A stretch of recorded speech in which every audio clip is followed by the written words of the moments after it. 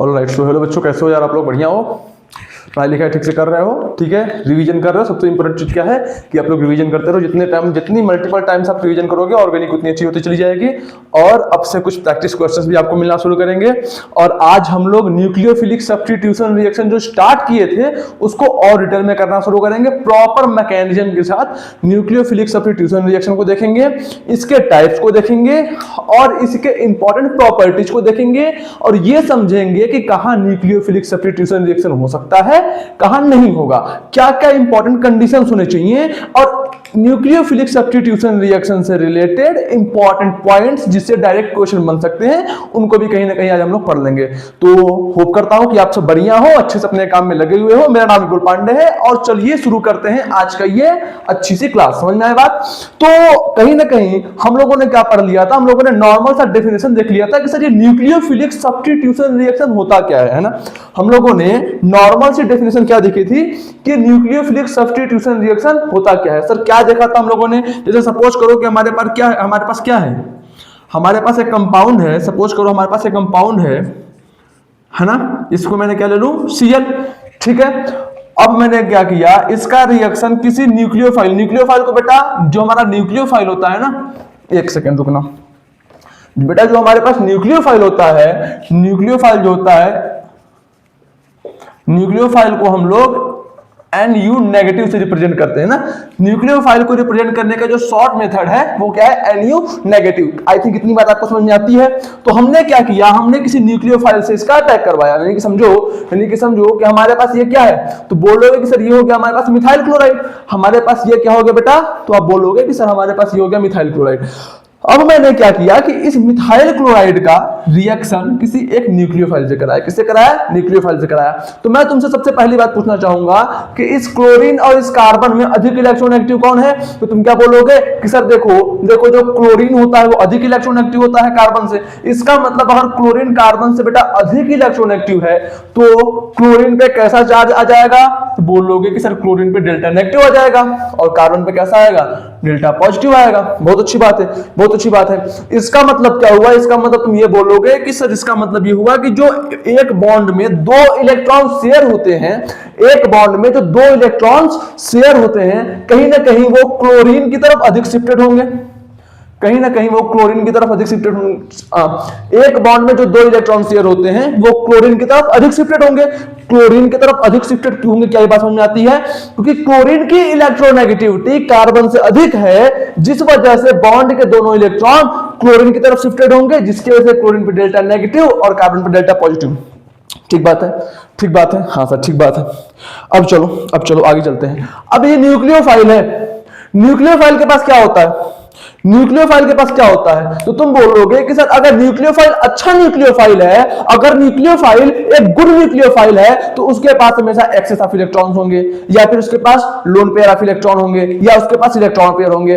अगर एक अच्छा न्यूक्लियोफाइल है आपके पास, तो उस न्यूक्लियोफाइल के पास हमेशा क्या होगा, लोन पेयर ऑफ इलेक्ट्रॉन्स होंगे, है ना, या फिर एक्सेस ऑफ इलेक्ट्रॉन होंगे, एक्सेस ऑफ इलेक्ट्रॉन्स होंगे, जिसको वो आसानी से डोनेट कर सकता है। अच्छा न्यूक्लियोफाइल क्या होता है? सर एक ऐसा न्यूक्लियोफाइल जिसके पास इलेक्ट्रॉन पेयर प्रेजेंट हो और वह उस इलेक्ट्रॉन पेयर को बहुत आसानी से डोनेट कर दे।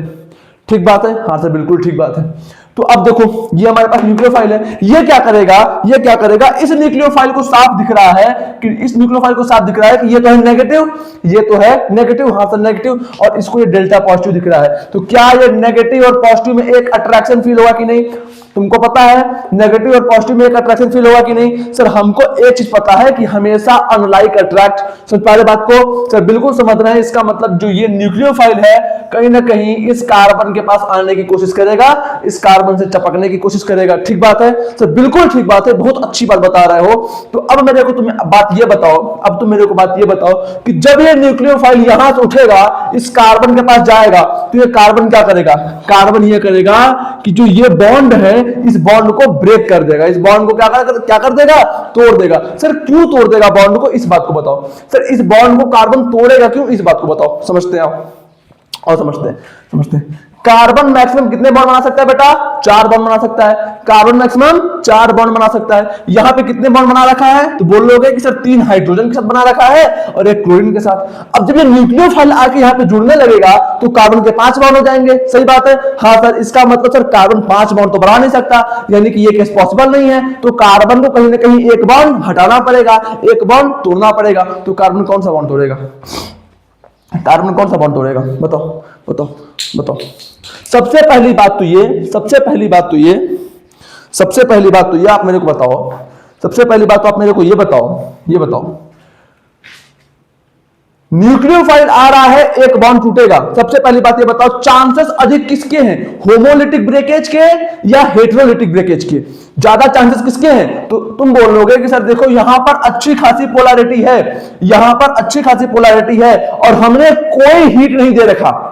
होमोलिटिक बॉन्ड फिजन कब होता था? होमोलिटिक बॉन्ड फिजन हमेशा या तो हीट के प्रेजेंस में होता था या तो लाइट के प्रेजेंस में होता था। क्या यहां पे हमने कोई हीट और लाइट दे रखा है? सर नहीं दे रखा। इसका मतलब यहां पे होमोलिटिक बॉन्ड फिजन तो नहीं होगा। इसका मतलब अगर होमोलिटिक बॉन्ड फिजन नहीं होगा तो कार्बन और हाइड्रोजन के बीच का बॉन्ड तो नहीं टूटेगा। मैं इसको और अच्छे से लिखे देता हूं कि अगर सर लाइट मेंशन नहीं है, अगर लाइट मेंशन नहीं है, इसका मतलब कार्बन और हाइड्रोजन के बीच का बॉन्ड तो टूटेगा नहीं। हाँ सर, तो टूटेगा किसके बीच का बॉन्ड? तो बोल लोगे कि सर कार्बन और क्लोरीन के बीच का बॉन्ड टूटेगा। अब कार्बन और क्लोरीन के बीच का बॉन्ड पोलर है कि नहीं? हाँ सर। तो मैंने ये केस भी आपको हाइड्रोकार्बन में पढ़ा रखा है कि अगर बॉन्ड पोलर होते हैं उस केस में कैसा बॉन्ड ब्रेकिंग होता है? तुम बोलोगे कि सर पोलर बॉन्ड के केस में हमेशा हेटेरोलिटिक बॉन्ड फ्यूजन होता है। हेटेरोलिटिक बॉन्ड फ्यूजन क्या होता है? हेटेरोलिटिक बॉन्ड फ्यूजन एक ऐसा बॉन्ड फ्यूजन होता है जिसमें बॉन्ड में प्रेजेंट दोनों इलेक्ट्रॉन कोई एक ही एटम अपने ऊपर लेके भाग जाता है। समझ में आया? तो ये बॉन्ड में प्रेजेंट दोनों इलेक्ट्रॉन किस एटम के पास चले जाएंगे?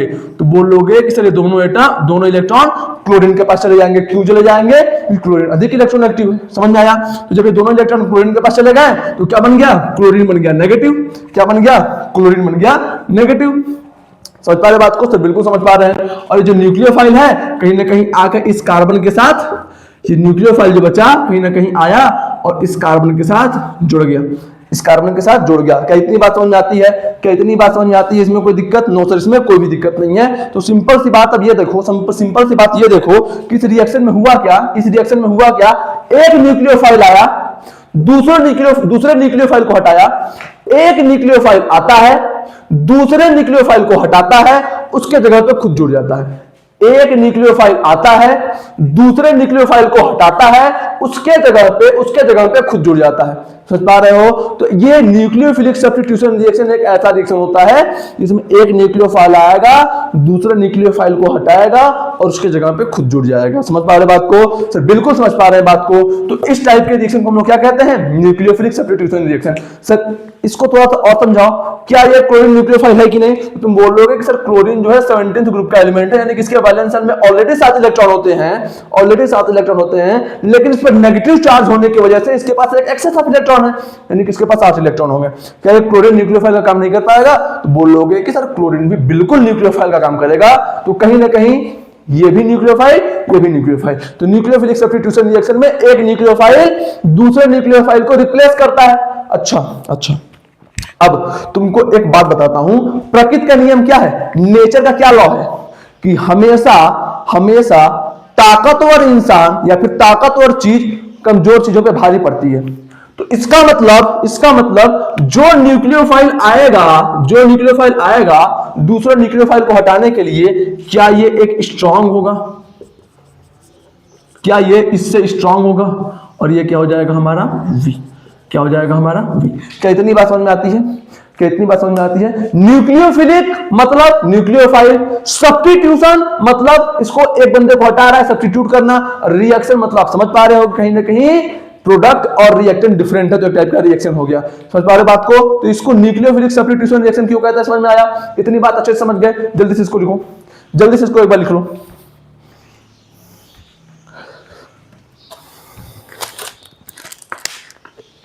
एक बार जल्दी से इसको लिख लो।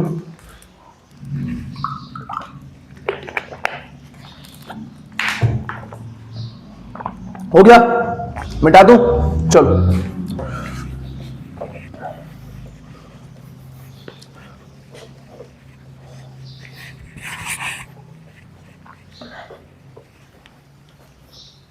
आई होप जितनी बातें आपको समझ में आ गई होंगी। अब क्या करते हैं हम लोग, आगे चलते हैं। अब क्या करते हैं, आगे चलते हैं। चलो चलो अब हम लोग डिटेल में इसको समझना शुरू करते हैं कि सर रिएक्शन हो कैसे रहा है ना। सपोज कर लो हमारे पास क्या है, ये CH3, हमारे पास ये है, हमारे पास कंपाउंड। इसका रिएक्शन हम लोग सपोज कर लो OH नेगेटिव आयन से करा रहे हैं। किससे करा रहे हैं बेटा, तो बोलोगे कि इसका रिएक्शन हम लोग कहीं ना कहीं OH नेगेटिव आयन से करा रहे हैं। अब हम लोग चीजों को कुछ केसेस में डिवाइड करते हैं, इस चीजों को कुछ केसेस में डिवाइड करते हैं। चलो चलो case one sir, case one क्या हो सकता है, केस वन ये हो सकता है बेटा कि जो हमारा CH3 है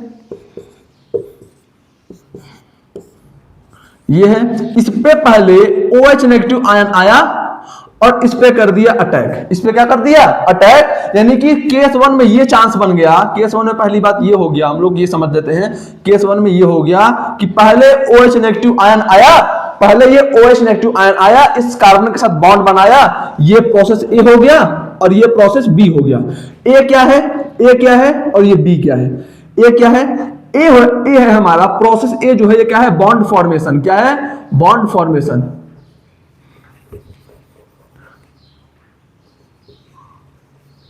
प्रोसेस ए क्या है, बॉन्ड फॉर्मेशन। और जो बी है वो क्या है, बॉन्ड ब्रेकिंग। ए क्या है बेटा, बॉन्ड फॉर्मेशन, बी क्या है, बॉन्ड ब्रेकिंग। है ना, ठीक है, ठीक, हाँ सर बिल्कुल ठीक है।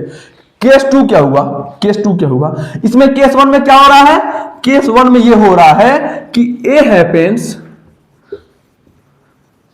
Before B. मतलब अच्छा, इसको बॉन्ड फॉर्मेशन को शॉर्ट फॉर्म में अब मैं BF लिख दूंगा और बॉन्ड ब्रेकिंग को शॉर्ट फॉर्म में मैं BB लिख दूंगा। समझ में आ गया बात सर, बिल्कुल समझ में आ गया। इसका मतलब क्या हुआ, केस वन में हम लोग ये एजम्पशन कर रहे हैं, कि जो प्रोसेस ए है वो प्रोसेस बी से पहले हो रहा है, ठीक है। इसका मतलब क्या हुआ, इसका मतलब लोग ये मान रहे हैं कि पहले बॉन्ड फॉर्मेशन हो जा रहा है, उसके बाद बॉन्ड ब्रेकिंग हो रहा है, ठीक है, हाँ सर बिल्कुल ठीक है।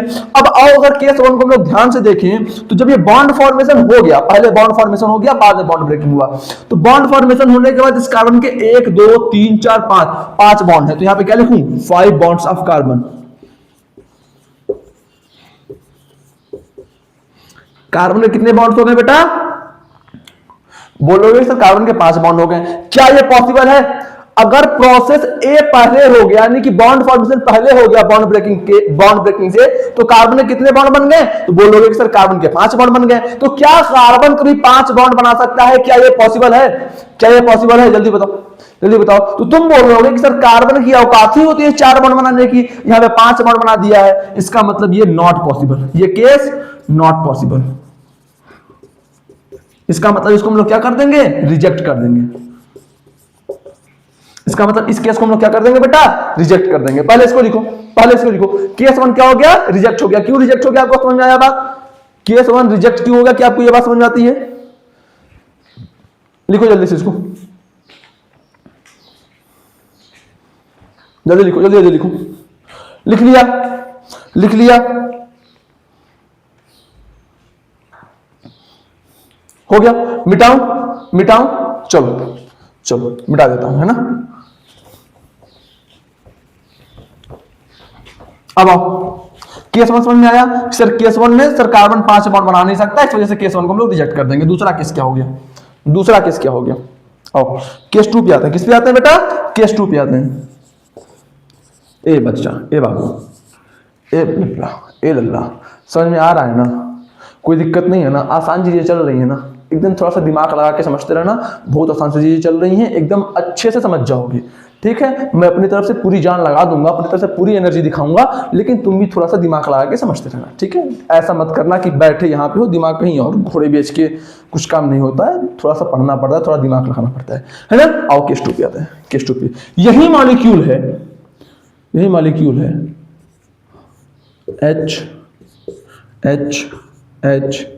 HCl, है ना, Cl।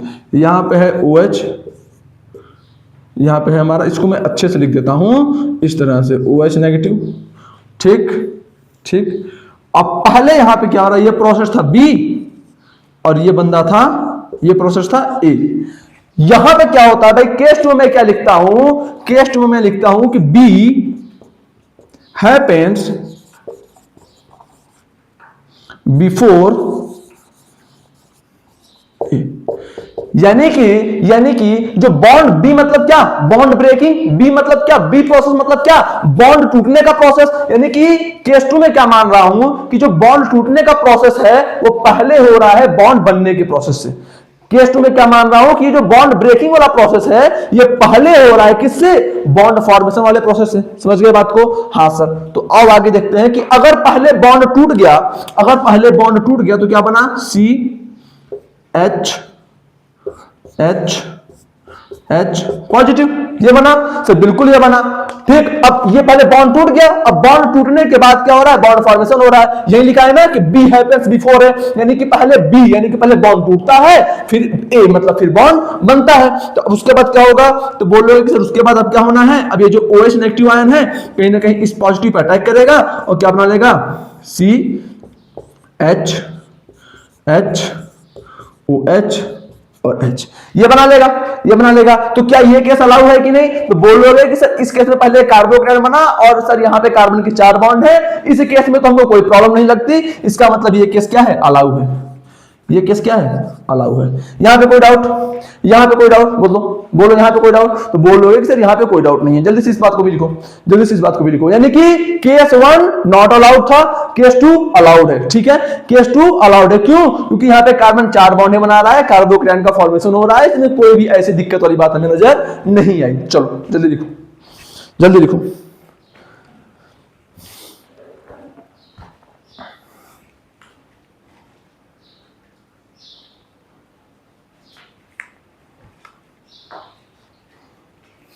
क्लियर हो गया, लिख लिया।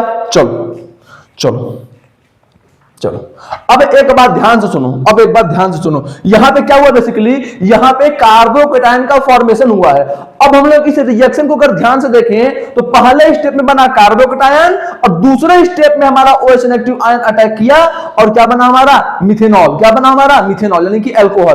पहले स्टेप में बना कार्बोकेटायन और दूसरे स्टेप में हमारा क्या बना, अल्कोहल। इसका मतलब ये हुआ, इसका मतलब ये हुआ यहां से यहां तक पहुंचने के लिए हमें 2 स्टेप लगे कि नहीं, यहां से यहां तक पहुंचने के लिए हमें 2 स्टेप लगे कि नहीं। अब बीच में क्या हुआ, कार्बोकेटायन का फॉर्मेशन हुआ, बीच में क्या हुआ, कार्बोकेटायन का फॉर्मेशन हुआ। तो इसके बारे में मैं अगर सबसे बड़ी बात लिखना चाहूं तो क्या ये मल्टी स्टेप रिएक्शन है, क्या ये एक मल्टी स्टेप रिएक्शन है? सर बिल्कुल ये मल्टी स्टेप रिएक्शन है। और यहां पर हुआ क्या, फॉर्मेशन ऑफ कार्बोकेटायन।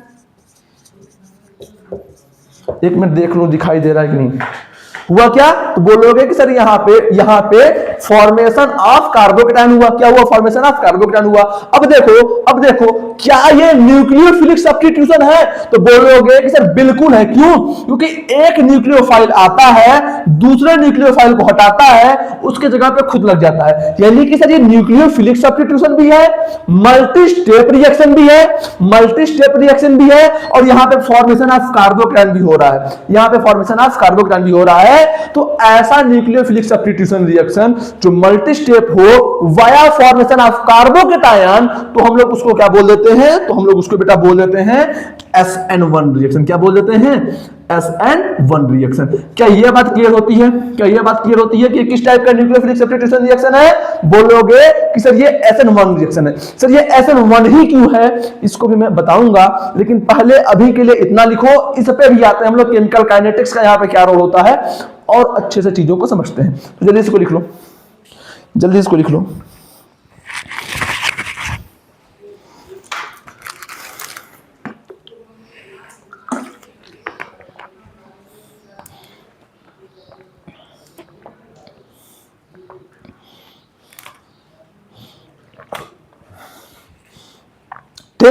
ठीक, अच्छा, एक बात और तुमको बता देता हूं, हालांकि तुमको पता होगा। मैं तुमसे पूछ दूं कि यहां पे तुमको कुछ इंटरमीडिएट सा दिखाई दे रहा है क्या, तो तुम बोलोगे कि सर हमने जनरली हम लोग 3 इंटरमीडिएट्स के बारे में अच्छे से पढ़े हुए हैं, कार्बोकेटायन, कार्बोनाइन, फ्री रेडिकल। यानी कि इंटरमीडिएट ऐसे सब्सटेंसेस होते हैं जो रिएक्शन के बीच में बनते हैं और रिएक्शन कंप्लीट होते होते खत्म हो जाते हैं। तो यहां पे मैं तुमसे पूछूं कि ऐसा कौन सा चीज है, ऐसा कौन सा सब्सटेंस है, ऐसा कौन सा मॉलिक्यूल है जो रिएक्शन के बीच में बना और रिएक्शन कंप्लीट होते होते खत्म हो गया, तो तुम क्या बोलोगे कि सर देखो यहां पर जो ये वाला चीज है ये रिएक्शन के बीच में बना और रिएक्शन कंप्लीट होते होते खत्म भी हो गया, तुम लोग इसको क्या बोल देंगे? इंटरमीडिएट। क्या बोल देंगे? इंटरमीडिएट। तो इंटरमीडिएट क्या हो गया यहां पे? तो बोलोगे कि सर इंटरमीडिएट यहां पे हो गया कार्बोकेटायन। इंटरमीडिएट क्या हो गया बेटा? तो बोलोगे कि सर यहां पे इंटरमीडिएट हो गया हमारा कार्बोकेटायन। इंटरमीडिएट क्या हो गया? कार्बोकेटायन। क्या ये बात क्लियर हुआ? क्या ये बात क्लियर हुआ? ठीक है, लिख लिया है, मिटा दो। चलो चलो मिटा देता हूं, अब आओ।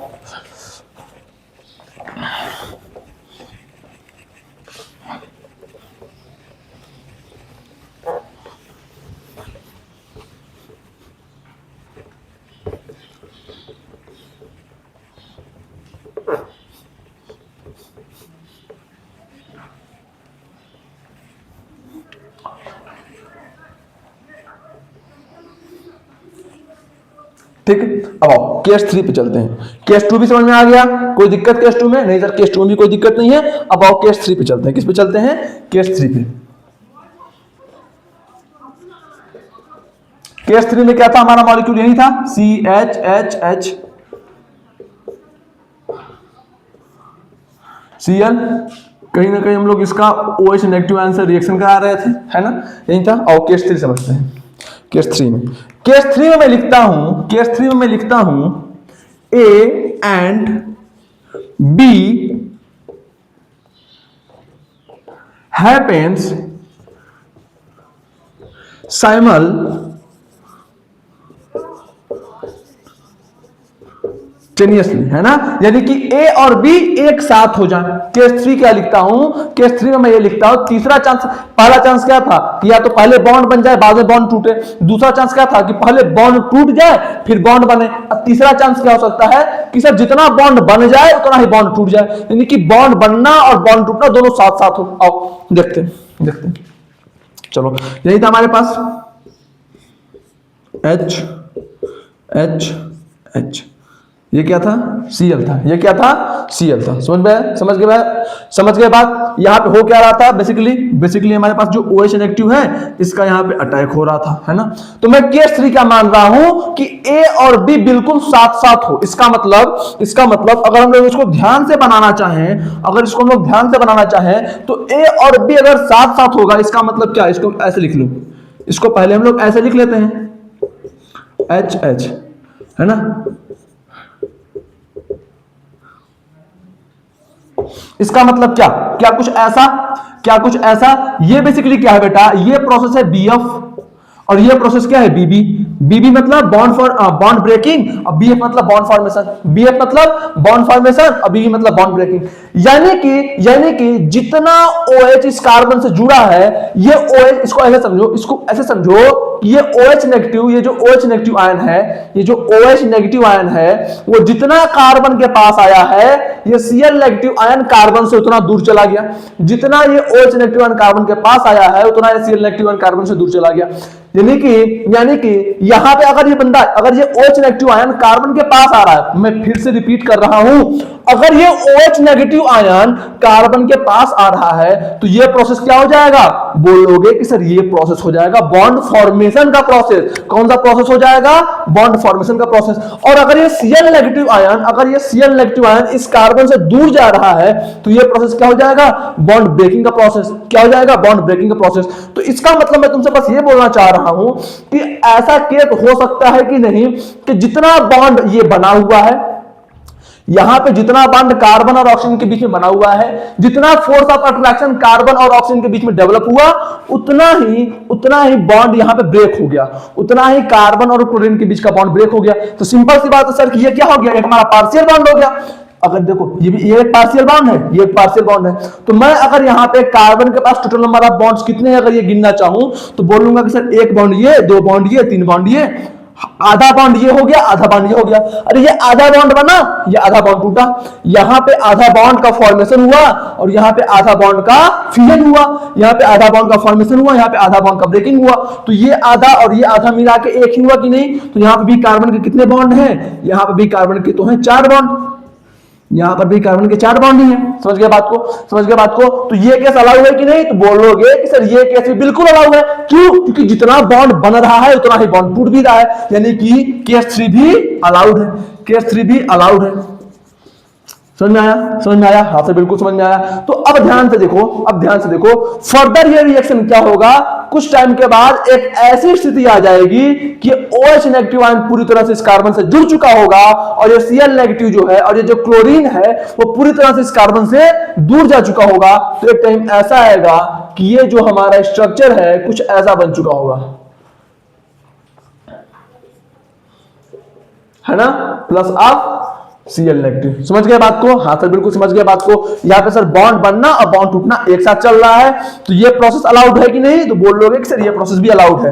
तो अब न्यूक्लियोफिलिक सब्स्टिट्यूशन रिएक्शन का वो प्रोसेस जिसमें बॉन्ड फॉर्मेशन और बॉन्ड ब्रेकिंग दोनों एक साथ चल रहे होते हैं, उस प्रोसेस को हम लोग क्या बोलते हैं, उस न्यूक्लियोफिलिक सब्स्टिट्यूशन रिएक्शन को हम लोग क्या बोल रहे होते हैं, इसको हम लोग बोलते हैं SN2 रिएक्शन। क्या बोलते हैं बेटा, SN2 रिएक्शन। तो आई थिंक ये जो ओवरऑल आइडिया दिया मैंने, ये जो चीजों को मैं केसेस में डिवाइड करके आपको समझाना चाहा, इतनी बातें आपको अच्छे से समझ में आ गई होंगी। तो पहले इसको आप लिख लो, उसके बाद हम लोग क्या करते हैं, उसके बाद हम लोग SN1 को डिटेल में पढ़ना शुरू करते हैं। लिखो जल्दी इसको।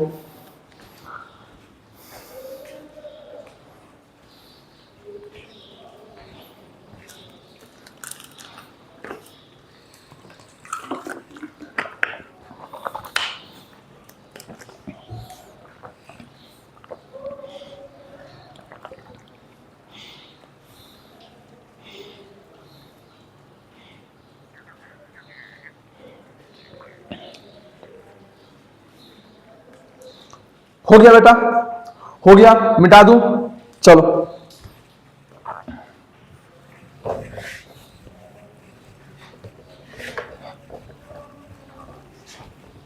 अच्छा अच्छा, एक बात और, पहले मिटाने से पहले एक बात और समझ लेते हैं। क्या वहां पे जो हमारा SN1 था वहां पे हमारा क्या बना था, तो बोलोगे कि सर वहां पे हमारा बना था कार्बोकेटायन। वहां पे क्या बना था हमारा, बोलोगे कि सर वहां पे हमारा बना था कार्बोकेटायन।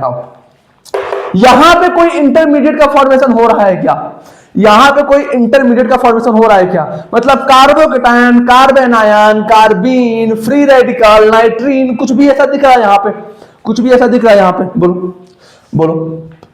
तो बोलोगे कि सर यहां पे हमें कोई भी इंटरमीडिएट नहीं दिख रहा है। यहां पे एक ऐसा टाइम जरूर आया है जहां पे जितना बॉन्ड बना उतना बॉन्ड टूटा। तो ये जो स्टेट होता है कि जितना बॉन्ड बन गया उतना ही बॉन्ड टूट गया, एक ऐसा स्टेप, एक ऐसा टाइम आ गया होगा ना रिएक्शन में, एक ऐसा टाइम आया होगा कि जितना ये OH और कार्बन के बीच में बॉन्ड बना होगा उतना ही कार्बन और क्लोरीन के बीच का बॉन्ड टूट गया होगा। तो जो ये स्टेट आता है, जो ये स्टेट आ जाता है, इस स्टेट को हम लोग क्या बोलते हैं, इस स्टेट को हम लोग बोलते हैं ट्रांजिशन स्टेट। क्या बोलते हैं, ट्रांजिशन स्टेट। समझ में आया बात, समझ में आया बात, सब बिल्कुल समझ में आया। यानी कि SN1 रिएक्शन में क्या हो रहा था, फॉर्मेशन ऑफ इंटरमीडिएट, लेकिन SN2 रिएक्शन में क्या हो रहा है, सर SN2 रिएक्शन में हमारा हो रहा है एक ट्रांजिशन स्टेट बन रहा है। क्या बन रहा है, एक ट्रांजिशन स्टेट बन रहा है। सर ट्रांजिशन स्टेट क्या होता है, ट्रांजिशन स्टेट एक ऐसा स्टेट होता है जिसमें जितने नंबर ऑफ बॉन्ड बन चुके होते हैं उतना ही नंबर ऑफ बॉन्ड्स टूट चुके होते हैं। जितना अमाउंट ऑफ बॉन्ड का फॉर्मेशन हो गया होता है उतना ही अमाउंट ऑफ बॉन्ड का ब्रेकिंग हो गया होता है। तो क्या हो गया ये, तो बोलोगे कि सर ये कहीं ना कहीं एक हमारा ट्रांजिशन स्टेट हो गया, यहां पे हमारा एक ट्रांजिशन स्टेट का फॉर्मेशन हो गया। तो ठीक है, तो SN2 रिएक्शन में क्या हो रहा है, फॉर्मेशन ऑफ ट्रांजिशन स्टेट। ठीक ठीक, अब देखो, चलो पहले लिख लो इसको, ये ट्रांजिशन स्टेट लिख लो, मैं मिटा दूं, उसके बाद आगे पूरा सब्जेक्ट पढ़ाऊंगा। हो गया है, चलो।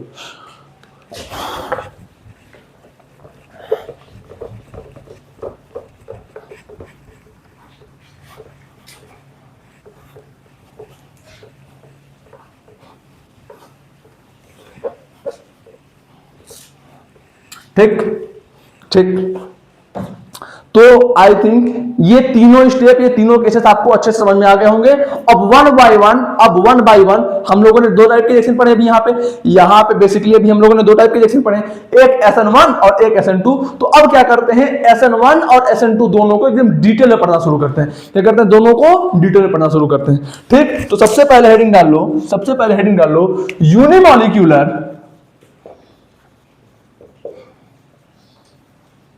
Nucleophilic substitution reaction. जो हमारा SN1 रिएक्शन होता है उसका पूरा नाम क्या होता है? Unimolecular nucleophilic substitution reaction. SN1 reaction का पूरा नाम क्या होता है? Unimolecular nucleophilic substitution reaction. तो हम लोग यहां पे लिख लेते हैं इसको SN1, है ना। SN1 को हम लोग ये भी कहते हैं, ठीक है। कोई डाउट? नो सर, कोई डाउट नहीं। कोई डाउट यहाँ पे? सर यहाँ पे कोई डाउट नहीं, ठीक है, ठीक है। अब पहले मेरे को एक बात बताओ, क्या यही रिएक्शन कर रहे थे हम लोग, है ना? इसका रिएक्शन हम लोग OH से कराए थे, तो सबसे पहले क्या बना था? तो बोल लोगे कि सर सबसे पहले बना था हमारा कार्बोकेटायन। सबसे पहले हमारा क्या बना था? कार्बोकेटायन, है ना। Plus of chlorine Cl negative बाहर रिलीज हो गया था, और फिर जो ये OH नेगेटिव आयन था ये कहीं ना कहीं इस कार्बोकेटायन पे अटैक किया था और प्रोडक्ट क्या बना दिया था? ये बना दिया था H। ठीक बात है सर, बिल्कुल ठीक बात है। अब मैं तुमसे एक बात पूछना चाहता हूं, क्या मैं ये जो ग्रुप है, ये जो CH3 ग्रुप है, यानी कि जो मिथाइल ग्रुप है, इसको मैं क्या, ये एक टाइप का अल्काइल ग्रुप है कि नहीं? ये जो मिथाइल ग्रुप है कहीं ना कहीं एक टाइप का अल्काइल ग्रुप ही है। हाँ सर, बिल्कुल सही बात बोल रहे हो, एक टाइप का अल्काइल ग्रुप है। तो चलो अब हम लोग आगे काम करते हैं। क्या करते हैं? आगे काम करते हैं। तो मैं करने क्या जा रहा हूं बेटा? करने में ये जा रहा हूं कि जो मिथाइल ग्रुप है, ये जो मिथाइल ग्रुप है, इस मिथाइल ग्रुप को मैं R ग्रुप से रिप्लेस करने जा रहा हूं। इस मिथाइल ग्रुप को मैं क्या करने जा रहा हूं? R ग्रुप से रिप्लेस करने जा रहा हूं। चलो, स्ट्रक्चर क्या था? ये मान लो RCl था। क्या था हमारे पास? RCl था। इस RCl को मैंने OH नेगेटिव आयन से अटैक करवाया। इस RCl को मैंने OH नेगेटिव आयन यानी कि हाइड्रोक्साइड आयन से इसका रिएक्शन करवाया। क्या करवाया? रिएक्शन करवाया। सबसे पहले क्या बना? तो बोलोगे कि सब पहले स्टेप में हमें R पॉजिटिव मिला। क्या मिला? R पॉजिटिव मिला। पहले स्टेप में क्या मिला बेटा? R पॉजिटिव मिला। रिएक्शन देख चुके हो, पहले हमारा कार्बोकेटायन बनता था, ये sir, plus of Cl negative release हो गया। पहला स्टेप ये था। पहले स्टेप में क्या बना? तो बोलोगे कि सर पहले स्टेप में हुआ था फॉर्मेशन ऑफ कार्बोकेटायन। ठीक है, अच्छी बात है। अब मैं तुमसे एक क्वेश्चन पूछता हूं, इधर देखो, ध्यान दो, इधर देखो, कॉपी लेकर बैठो, अच्छे से इधर देखो। यहां पे R क्या था? बोलोगे कि सर यहां पे जो R है कहीं ना कहीं ये न्यूट्रल है। क्या है? न्यूट्रल है। और यहां पे क्या है? तो बोलोगे कि सर यहां पे कार्बोकेटायन बना। इसका मतलब क्या हुआ? यहां पे क्या बना? कार्बोकेटायन बना। इसका मतलब क्या हुआ? कि इसका मतलब यह हुआ कि कार्बन के ऊपर चार्ज आ गया। क्या आ गया? चार्ज आ गया। ठीक, अच्छा। बंदा पहले न्यूट्रल था, अब चार्ज हो गया। क्या कोई न्यूट्रल इंसान चार्ज होना चाहेगा? क्या कोई ऐसा इंसान जो सुखी है वो उधार लेना चाहेगा? सर बिल्कुल नहीं चाहेगा। तो यहां पे आप ऐसे समझो, चार्ज इस जाएगा उधार। यहां पे कार्बन न्यूट्रल था, लेकिन यहां पे कार्बन के ऊपर चार्ज आ गया, यानी कि यहां कार्बन अधिक स्टेबल था। यहां पर जो कार्बन है, यहां पर जो अल्काइल ग्रुप है, यहां से अधिक स्टेबल है। सर क्यों है? क्योंकि हमने केमिस्ट्री में चीज पढ़ा है कि जिस बंदे के ऊपर चार्ज होता है वो कम स्टेबल होता है, और जो बंदा न्यूट्रल होता है वो अधिक स्टेबल होता है। ठीक है। इसका मतलब सर ये बंदा न्यूट्रल से चार्ज में कन्वर्ट हुआ। इसका मतलब यहां पे अधिक सुखी था, यहां पे कम सुखी है। यहां पर ये अधिक सुखी था, यहां पर ये कम सुखी है। तो अधिक सुखी से कम सुखी जाने के लिए टाइम तो लगेगा कि नहीं? क्या ये अल्काइल ग्रुप आसानी से अपने ऊपर चार्ज एक्सेप्ट कर लेगा? क्या ये अल्काइल ग्रुप अपने ऊपर चार्ज आसानी से एक्सेप्ट कर लेगा? तो बोलोगे सर ये आसानी से अपने ऊपर चार्ज एक्सेप्ट नहीं करेगा। इसका मतलब क्या हुआ? इसका मतलब सिंपल सी बात यह हुआ कि कहीं ना कहीं यहां से यहां पहुंचना एक स्लो प्रोसेस होगा। यहां से यहां पहुंचना एक स्लो प्रोसेस होगा। क्यों? क्योंकि बंदा यहां पे खुश था, और बंदा यहां पे दुखी हो गया। क्यों दुखी हो गया? क्योंकि यहां पे न्यूट्रल था, यहां पे चार्ज हो गया। समझ में आया बात? तो क्या यहां से यहां पहुंचना एक स्लो प्रोसेस हो गया कि नहीं? यहां से यहां पहुंचना एक स्लो स्टेप हो गया कि नहीं? बोलोगे सर बिल्कुल स्लो स्टेप हो गया। तो ये जो स्लो स्टेप है बेटा, इसी को हम लोग बोलते हैं RDS। क्या बोलते हैं? आरडीएस। ये आरडीएस का मतलब क्या होता है? इसका मतलब होता है रेट डिटरमाइनिंग स्टेप। इसको लिख लो, इसका फुल फॉर्म क्या होता है? Rate determining step. क्या होता है? Rate determining step. समझ में आया बात? समझ में आया बात? अब आगे देखते हैं, अब आगे देखते हैं। तो ये आरडीएस क्या होता है बेसिकली? अब मैं तुमको कुछ बातें बता देता हूं, पहले पूरा रिएक्शन लिख दे, पहले पूरा रिएक्शन लिख लेते हैं, उसके बाद इन चीजों को अच्छे से समझ लेंगे। सेकंड स्टेप में आओ, सेकंड स्टेप में आओ। अब ये कार्बोकेटायन बन गया, अब ये कार्बोकेटायन तो बन गया, चलो बना दिया कार्बोकेटायन, चलो बना दिया मैंने कार्बोकेटायन, ये R पॉजिटिव तो बन गया। अब क्या होगा? अब ये जो R पॉजिटिव है बेटा, ये कहीं ना कहीं OH नेगेटिव से अट्रैक्शन फील करेगा। सर क्यों फील करेगा? क्योंकि ये पॉजिटिव है, नेगेटिव है, ये पॉजिटिव है, नेगेटिव है, और क्या बन जाएगा? ROH। क्या बन जाएगा? ROH। क्या बात क्लियर है? क्या बात क्लियर है? तो बोलोगे कि सर बात बिल्कुल क्लियर है। अब देखो, अब देखो, ध्यान दो, ध्यान दो। ये स्टेप R पॉजिटिव से न्यूट्रल बनना, यहां पे थोड़ा सा कम सुखी था, यहां पे थोड़ा सा ज्यादा सुखी है। R पॉजिटिव से न्यूट्रल बनना, क्या ये स्टेप फास्ट होगा कि नहीं? बोलो, क्या ये स्टेप फास्ट होगा कि नहीं? जिस तरह से ये स्टेप स्लो हुआ, उस तरह से ये स्टेप क्या हो जाएगा? बहुत फास्ट हो जाएगा, वेरी फास्ट। क्या हो जाएगा? Very fast. सर क्यों? पहली बात तो ये कि नेगेटिव पॉजिटिव यानी कि इलेक्ट्रोस्टैटिक फोर्स ऑफ अट्रैक्शन बहुत स्ट्रॉन्गेस्ट फोर्स ऑफ अट्रैक्शन होता है, जो खटाक से आपस में चिपक जाएंगे। पहला केस तो ये। दूसरा केस, इसको नॉर्मल लाइफ से समझना चाहो, बंदे के ऊपर चार्ज है, बंदे के ऊपर उधार है। अब यहां पे बंदे के ऊपर कोई उधार नहीं है, तो यहां से यहां आने में बंदा बहुत जल्दी दिखाएगा कि नहीं? इस स्टेज से इस स्टेज तक पहुंचने में, इस अवस्था तक पहुंचने में ये बंदा, ये अल्काइल ग्रुप ज्यादा फास्ट स्टेप दिखाएगा कि नहीं? सर बिल्कुल दिखाएगा। क्यों दिखाएगा? क्योंकि सर यहां पे देखो, यहां पे इसके ऊपर चार्ज है, यहां पे हो गया न्यूट्रल। समझ आया? तो क्या ये स्टेप फास्ट होगा? हाँ सर, ये स्टेप फास्ट होगा। ये स्टेप क्या होगा? फास्ट होगा। तो पहला स्टेप ये, दूसरा स्टेप ये, कहीं ना कहीं इन्हीं दो स्टेप में हमारा SN1 रिएक्शन हो रहा है। न्यूक्लियोफिलिक सब्स्टिट्यूशन रिएक्शन में जो SN1 वाला पार्ट है, कहीं ना कहीं वो दो स्टेप्स में हो रहा है। हाँ सर बिल्कुल दो स्टेप में हो रहा है। आओ आगे देखते हैं। यहां पे क्या हुआ? बोलोगे कि सर यहां पे फॉर्मेशन ऑफ कार्बोकेटायन हुआ। पहले स्टेप में कार्बोकेटायन का फॉर्मेशन हुआ, तो अगर कार्बोकेटायन का फॉर्मेशन हुआ तो एक बात और, कार्बोकेटायन क्या कर सकता है? खुद को रीअरेंज भी कर सकता है। तो यहां पर हम लोग एक पॉइंट लिख लेंगे, रीअरेंज इफ पॉसिबल। कार्बोकेटायन क्या कर सकता है बेटा? खुद को रीअरेंज भी कर सकता है अगर संभव हुआ तो। क्या ये बात भी क्लियर है? सर बिल्कुल ये बात क्लियर है। सर बिल्कुल ये बात क्लियर है। अब आओ यहां पे मैं लिखता हूं ओवरऑल रिएक्शन। क्या लिखता हूं? Overall reaction. अब अगर मैं ओवरऑल रिएक्शन लिखना चाहूं बेटा, अगर मैं यहां पे ओवरऑल रिएक्शन लिखना चाहूं तो देखो, ये R पॉजिटिव और ये R पॉजिटिव आपस में कैंसल आउट हो जाएंगे। सर बिल्कुल कैंसल आउट हो जाएंगे। क्या ये आपस में कैंसल आउट हो जाएंगे कि नहीं? तो बोलोगे कि सर बिल्कुल कैंसल आउट हो जाएंगे। अब होगा क्या? ये RCl क्या बना? RCl प्लस ऑफ, या RCl क्या हुआ? ये RCl इस OH नेगेटिव आयन के साथ रिएक्ट किया। ये जो RCl है, अगर मैं, ये बंदे कैंसिल आउट हो गए, अब मैं दोनों रिएक्शन को जब ऐड कर रहा हूं तो कहीं ना कहीं ये RCl इस OH नेगेटिव आयन के साथ रिएक्ट किया और क्या बना लिया? क्या बचा? ROH plus of Cl negative, plus of यहां से Cl नेगेटिव। समझ आया? तो ओवरऑल रिएक्शन ये हो गया, ओवरऑल रिएक्शन ये हो गया। लेकिन हमारा जो स्टेप था, हमारा जो पाथ था, वो क्या था? SN1 था। क्या इतनी सारी बातें समझ में आई? इतनी सारी बातें समझ में आई? हाँ सर समझ में आई। अब चलो सर RDS का मतलब समझा दो। RDS का मतलब समझा दो। देखो देखो, जब आप केमिकल काइनेटिक्स पढ़ोगे चैप्टर, अभी मैं बस थोड़ा सा ओवरव्यू दे रहा हूं। केमिकल काइनेटिक्स जब पढ़ाऊंगा तो एकदम डिटेल में पढ़ाऊंगा इस बात को। ओवरव्यू क्या है कि तीन टाइप के रेट होते हैं। कितने टाइप के रेट होते हैं? तीन टाइप के रेट होते हैं। एक वेरी स्लो, एक वेरी फास्ट और एक मॉडरेट। एक वेरी स्लो, एक वेरी फास्ट, एक moderate. Sir very slow rate क्या होता है? जो बहुत टाइम ले ले, 3 घंटा 4 घंटा 10 घंटा ऐसा टाइम ले रहा है, वो वेरी स्लो प्रोसेस हो गया। ठीक। वेरी फास्ट क्या हो गया?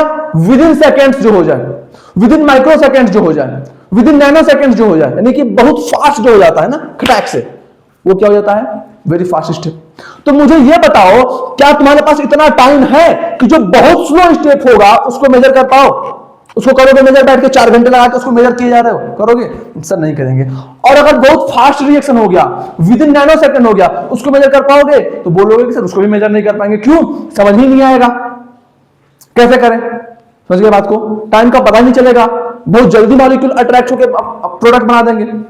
अच्छा, बीच वाला स्टेट मॉडरेट, बीच वाला जो स्टेट था, जो बीच वाला था मॉडरेट स्टेट जो था, है ना, जो मॉडरेट रेट था, उसको मेजर कर सकते हैं कि नहीं? तो बोलोगे सर उसको तो बिल्कुल मेजर कर सकते हैं। क्यों? क्योंकि वो एक पर्टिकुलर इंटरवल ऑफ टाइम में होगा।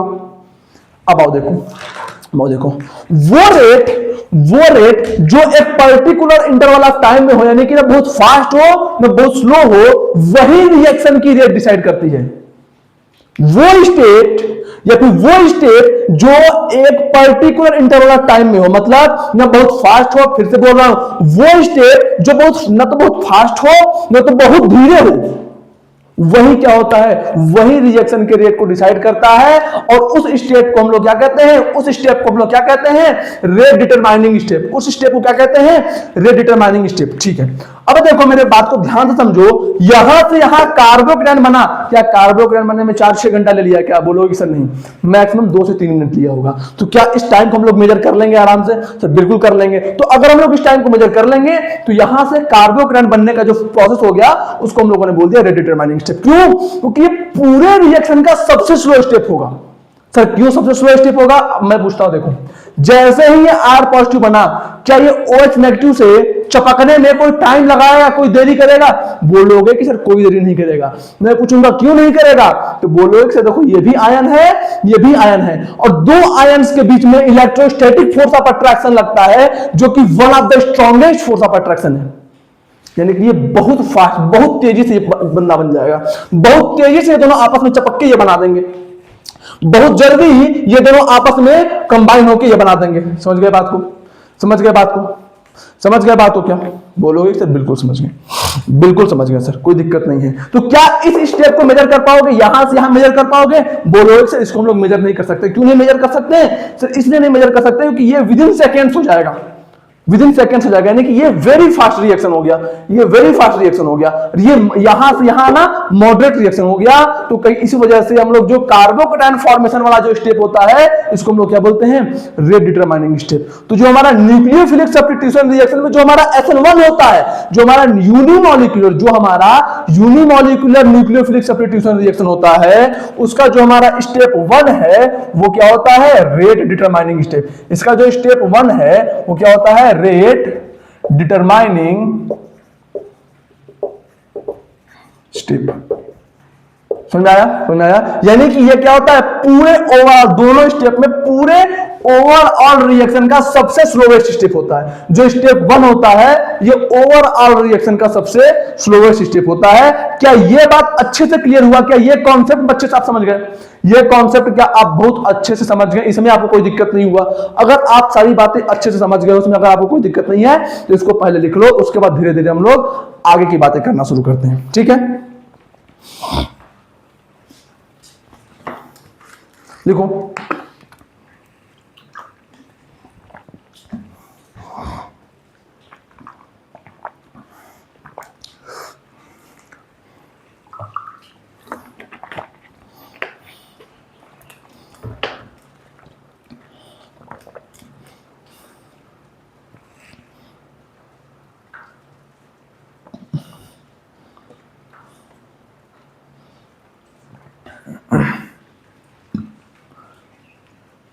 लिख लिया? लिख लिया? चलो अब कुछ चीजों को मैं मिटाते जा रहा हूं और कुछ चीजों को लिखते जा रहा हूं। कुछ चीजों क्या करूंगा? मिटाऊंगा, कुछ चीजों को लिखूंगा। ठीक ठीक। यहां से सारी बातों को आपने लिख लिया होगा, मैं पहले स्टेप के बाद से सब मिटा दे रहा हूं, है ना, जगह कम है इस वजह से इसके बाद सब मिटा दे रहा हूं।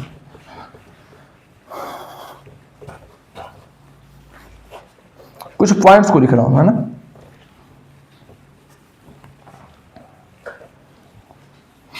चीजों को मैं तुमसे पूछूंगा, तुम मेरे को बताओगे, मैं लिखूंगा। चलो, क्या SN1 रिएक्शन जो है वो एक से अधिक स्टेप में हो रहा था, हाँ या ना?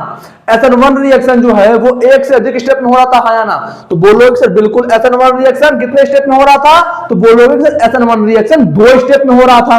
तो आओ पहला पॉइंट क्या लिखते हैं? पहला पॉइंट हम लोग ये लिखते हैं बेटा, पहला पॉइंट हम लोग ये लिखते हैं बेटा कि जो SN1 रिएक्शन होता है is a multi step, is a multi-step reaction. SN1 reaction कितना कैसा रिएक्शन हो गया? एक टाइप का मल्टी स्टेप रिएक्शन हो गया, यानी कि इसमें एक से अधिक स्टेप्स इन्वॉल्व होते हैं। कोई डाउट, कोई समस्या? तो बोल लोगे कि सर कोई समस्या नहीं।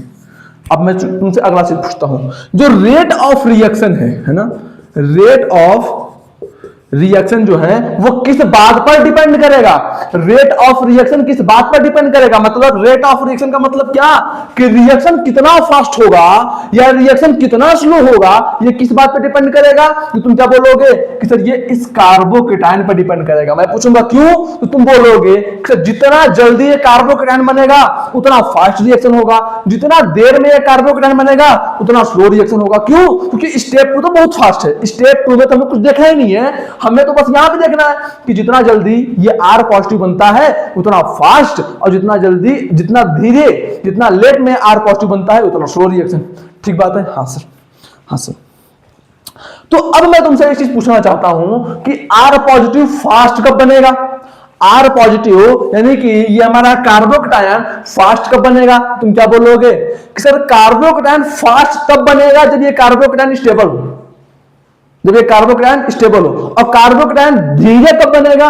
कार्बोकेटायन लेट में कब बनेगा? तो बोलोगे कि सर कार्बोकेटायन लेट तब बनेगा जब कार्बोकेटायन हो जाए अनस्टेबल, जब कार्बोकेटायन क्या हो जाए? अनस्टेबल। आओ आओ, तो क्या मैं यहां पे एक पॉइंट लिख सकता हूं, रेट ऑफ रिएक्शन जो होगा वो डायरेक्टली प्रोपोर्शनल होगा स्टेबिलिटी के ऑफ कार्बोकेटायन। क्या ये बात क्लियर है?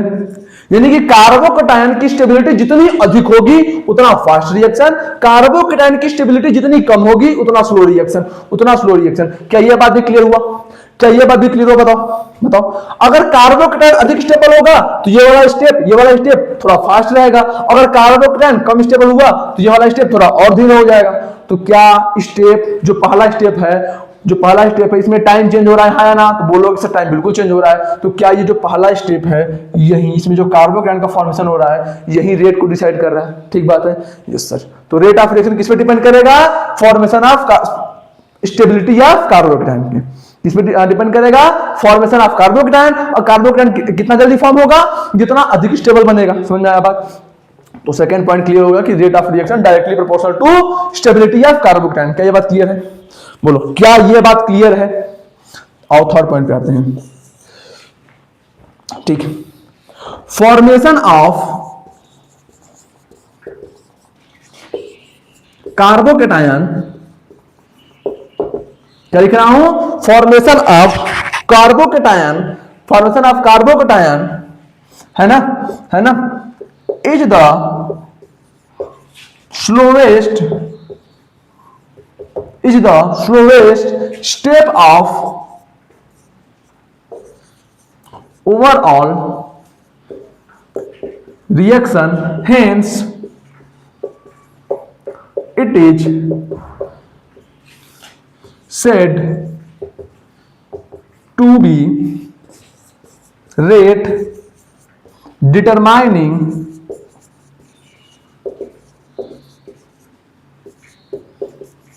स्टेप।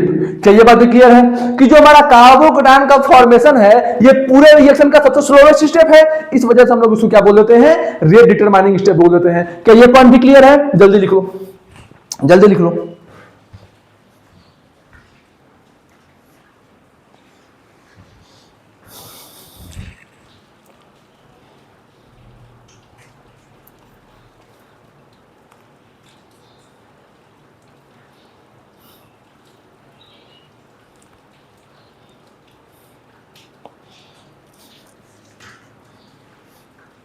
हो गया, हो गया, चलो मिटा दूं, चलो आगे देखते हैं,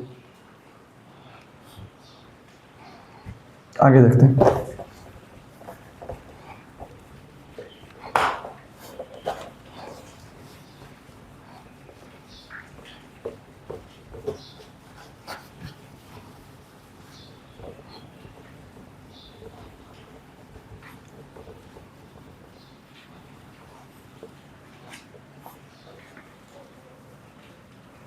और बेटा और आगे देखते हैं ना।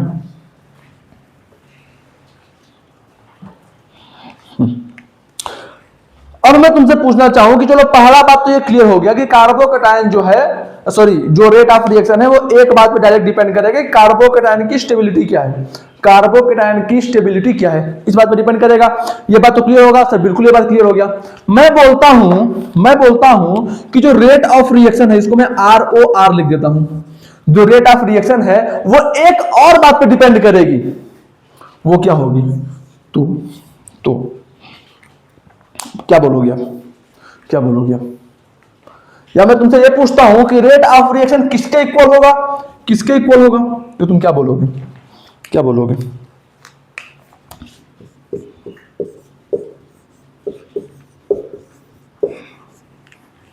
क्या ये बात क्लियर है? क्या ये बात क्लियर है? क्या आपने 11th क्लास में इक्विलिब्रियम पढ़ रखा है? क्या आपने क्लास 11th में केमिकल इक्विलिब्रियम, आयनिक इक्विलिब्रियम, या फिर क्लास 12th में केमिकल काइनेटिक्स पढ़ रखा है? पढ़ रखा है सर? पढ़ रखा है। आओ, नहीं पढ़ रखा केमिकल काइनेटिक्स तो मैं भी बताता हूं, और समझो। केमिकल काइनेटिक्स जब आप पढ़ोगे बेटा, केमिकल काइनेटिक्स जब आप पढ़ोगे तो आपको रेट का एक फॉर्मूला बताया जाएगा। रेट इक्वल टू क्या होता है? K इंटू सबट्रेट या फिर रिएक्टेंट। समझ में आया? यानी कि रिएक्शन में जो स्टेप रेट को डिफाइन कर रहा है, रिएक्शन में जो स्लोएस्ट स्टेप होगा, जो रेट डिटरमाइनिंग स्टेप होगा, रिएक्शन का जो रेट डिटरमाइनिंग स्टेप होगा, उसके कंसंट्रेशन के बराबर रेट होता है। रेट का जो फॉर्मूला होता है, जो तुम्हारा सबस्ट्रेट है उसका कंसंट्रेशन इंटू K के बराबर होता है। समझ में आया बात? समझ में आया बात? सर बिल्कुल समझ में आया सर, बिल्कुल समझ में आया। चलो और ध्यान से देखो। इसका मतलब सर यहां पर जो रेट है कहीं ना कहीं अल्काइल क्लोराइड RCl के कंसंट्रेशन पे डिपेंड करेगा। सर यहां पे न्यूक्लियोफाइल में कोई रोल नहीं है क्या? सर यहां पे आपने OH नेगेटिव को क्यों नहीं लिखा? यहां पे आपने सर OH नेगेटिव को क्यों नहीं लिखा? OH नेगेटिव क्यों नहीं कहा? तुम तो बोलोगे, तुम एक बात मेरे को बोलोगे सर, बात वो ये बोलोगे तुम कि सर कहीं ना कहीं यहां पे रिएक्शन में तो OH नेगेटिव का भी रोल है। इसका मतलब इसका भी देखो, ये बॉक्स मतलब क्या? ये बॉक्स कंसंट्रेशन को डिनोट कर रहा है। इसको मैं क्या बताना चाह रहा हूं, इसका मतलब क्या हो गया? अगर मैं इस पूरे टर्म्स को लिखूं, इस पूरे टर्म को अगर मैं ध्यान से लिखूं तो इसका मतलब क्या हो गया? कंसंट्रेशन ऑफ अल्काइल क्लोराइड, यानी कि रेट किसके बराबर है? K times concentration of alkyl chloride के बराबर है। रेट किसके बराबर है? K times concentration of alkyl chloride के बराबर है। ठीक है। तो एक बच्चा मेरे से पूछा कि सर यहां पे कंसंट्रेशन ऑफ OH को क्यों नहीं लिखा? मैं तुमसे बोलता हूं क्या? ध्यान दो। यहां से यहां आने में जो टाइम लगा, क्या वो सबसे स्लो था? यहां से यहां ये प्रोसेस सबसे स्लो था? सर बिल्कुल सबसे स्लो था। इसका मतलब जो स्टेप 1 है वही क्या है? रेट डिटरमाइनिंग स्टेप है। स्टेप 1 क्या है? तो बोलोगे कि सर स्टेप 1 है रेट डिटरमाइनिंग स्टेप। ठीक है, हाँ सर। अच्छा, तो कॉपी पलटो, पेज देखो। क्या मैकेनिज्म में, क्या SN1 रिएक्शन में आपको ऐसा कहीं भी दिखा कि यहां से यहां, यानी कि RCl से कार्बोकैटायन बनने में OH नेगेटिव का कोई रोल कहीं भी दिखा? RCl से कार्बोकैटायन बनने में OH नेगेटिव का कुछ भी रोल दिखा? OH नेगेटिव का कोई भी इन्वॉल्वमेंट दिखा? बोलो तो तुम क्या बोलोगे? सर बिल्कुल नहीं दिखा। पहले सर बॉन्ड ब्रेक हुआ था, उसके बाद OH नेगेटिव का इन्वॉल्वमेंट हुआ। यानी कि जब बॉन्ड ब्रेक हो गया, कार्बोकैटायन बन गया, वही तो हमारा स्लोएस्ट स्टेप था। बिल्कुल वही स्लोएस्ट स्टेप था। यानी कि हमारा जो इंटरमीडिएट फॉर्म हुआ वहां तक OH नेगेटिव आयन का कोई रोल दिखा था? तो बोलोगे कि सर वहां पे तो हमको OH नेगेटिव आयन का कोई रोल नहीं दिखा था। तो जब OH नेगेटिव आयन का वहां पे कोई रोल नहीं था, तो क्या यहां पे हमें OH नेगेटिव का कंसंट्रेशन लिखना चाहिए? तो बोलोगे कि सर बिल्कुल नहीं लिखना चाहिए। समझ में आया? ठीक है। पॉइंट क्लियर है? तो जो रेट ऑफ रिएक्शन होगा किसके बराबर होगा? के times concentration of alkyl chloride. यानी कि अल्काइल क्लोराइड हम लोग जितना अधिक लेंगे, जितना अधिक कंसंट्रेटेड लेंगे, उतना हमें उतनी बार आर पॉजिटिव बनेगा। बनेगा कि नहीं बनेगा सर? हाँ, उतनी बार आर पॉजिटिव बनेगा। अब जितनी बार आर पॉजिटिव बनेगा कहीं ना कहीं उतनी बार रेट को डिफाइन करेगा, है या ना सर? बिल्कुल सही बात बोल रहा हूं। यानी कि जो हमारा रेट ऑफ रिएक्शन है किस बात पे डायरेक्ट डिपेंड करेगा कि जो हमारा अल्काइल क्लोराइड है, हमारा जो अल्काइल क्लोराइड है उसका कंसंट्रेशन क्या है। क्या ये पॉइंट क्लियर है? क्या ये पॉइंट क्लियर है? जल्दी लिखो, जल्दी लिखो। तो मैं पहले एक बात लिख देता हूं। बात क्या है? In SN1 reaction there is no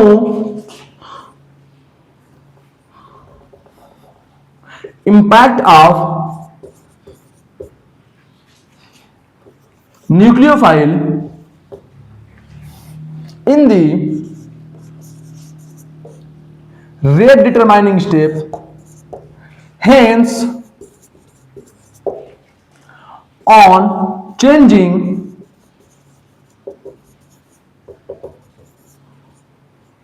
the concentration of nucleophile do not change the rate। क्या बात क्लियर है कि आरडीएस स्टेप होने में, कार्बोकेटायन बनने में न्यूक्लियोफाइल का कोई इन्वॉल्वमेंट था? तो बोलोगे कि सर वहां पे तो कोई इन्वॉल्वमेंट नहीं था। इसका मतलब क्या हो गया? इसका मतलब यह हो गया कि रेट डिटरमाइनिंग स्टेप में न्यूक्लियोफाइल का कोई लेना देना नहीं था। तो बिल्कुल लेना देना था उसका। तो अगर रेट डिटरमाइनिंग स्टेप में न्यूक्लियोफाइल का कोई लेना देना नहीं था, तो क्या ये रेट ऑफ रिएक्शन को, यानी कि रिएक्शन कितना फास्ट हो रहा है, कितना स्लो हो रहा है, इसको न्यूक्लियोफाइल को इंपैक्ट करेगा क्या? तो न्यूक्लियोफाइल का कोई इंपैक्ट नहीं होगा यहां पे। तो अगर न्यूक्लियोफाइल का कोई इंपैक्ट नहीं होगा तो न्यूक्लियोफाइल का कंसंट्रेशन या तो बढ़ाओ या तो घटाओ। रेट पे कोई चेंज पड़ेगा SN1 में? तो बोलोगे कि सर न्यूक्लियोफाइल के कंसंट्रेशन को के बढ़ने या घटने से रेट पे कोई भी चेंज नहीं पड़ने वाला। तो ये पॉइंट क्लियर हो गया, ये पॉइंट क्लियर हो गया। बोलो, जल्दी लिखो इसको, जल्दी लिखो इसको।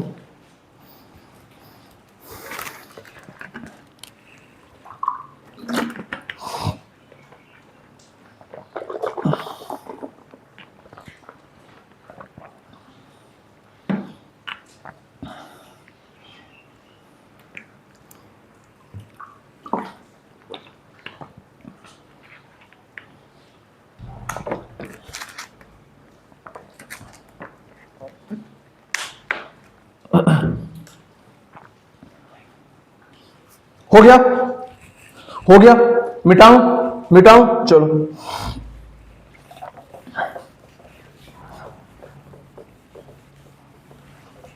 देखो, जिस बंदे ने केमिकल काइनेटिक्स पढ़ रखा होगा स्कूल वगैरह में, रेट के बारे में जो बंदा समझ चुका होगा, है ना, उसको ये बातें क्लियर हो गई होगी, है ना।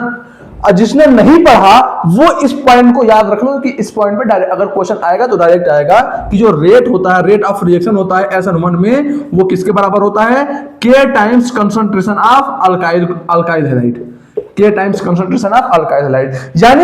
यानी कि अगर हम लोग इफ कंसंट्रेशन ऑफ RX अगर इसको हम लोग 2 टाइम्स कर दें,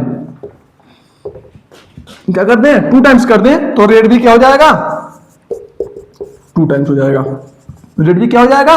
2 टाइम्स हो जाएगा। क्या ये बात क्लियर है? क्या ये बात क्लियर है? क्या ये बात क्लियर है कि अगर इस कंसंट्रेशन को हम लोग 2 गुना कर देंगे तो रेट क्या हो जाएगा? 2 गुना। अगर इसको हम लोग 4 गुना कर देंगे तो रेट क्या हो जाएगा? 4 गुना।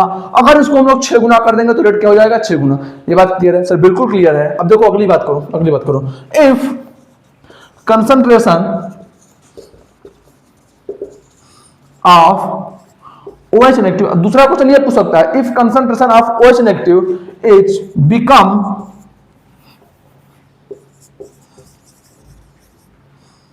Eight times, then what is the rate of reaction towards SN1 है ना, यानी कि अगर OH नेगेटिव आयन का कंसंट्रेशन क्या कर दें 8 गुना कर दें तो SN1 रिएक्शन में रेट ऑफ रिएक्शन क्या हो जाएगा। तो मैंने अभी क्या पढ़ाया था कि न्यूक्लियोफाइल के कंसंट्रेशन से कोई भी लेना देना नहीं होता SN1 का। न्यूक्लियोफाइल के कंसंट्रेशन से SN1 का कोई भी लेना देना नहीं होता। तो इसका मतलब तुम क्या बोलोगे, यहां पे तुम बोलोगे कि रेट ऑफ रिएक्शन जो होगा वो कांस्टेंट रह जाएगा। इसमें क्या आएगा, no change on changing concentration of nucleophile. कोई डाउट? आई थिंक कोई डाउट नहीं होगा, तो जल्दी से इस बात को भी लिख लो,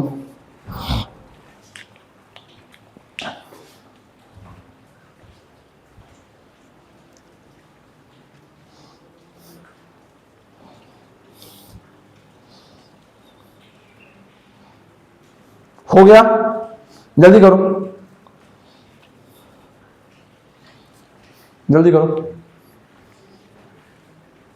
हो गया।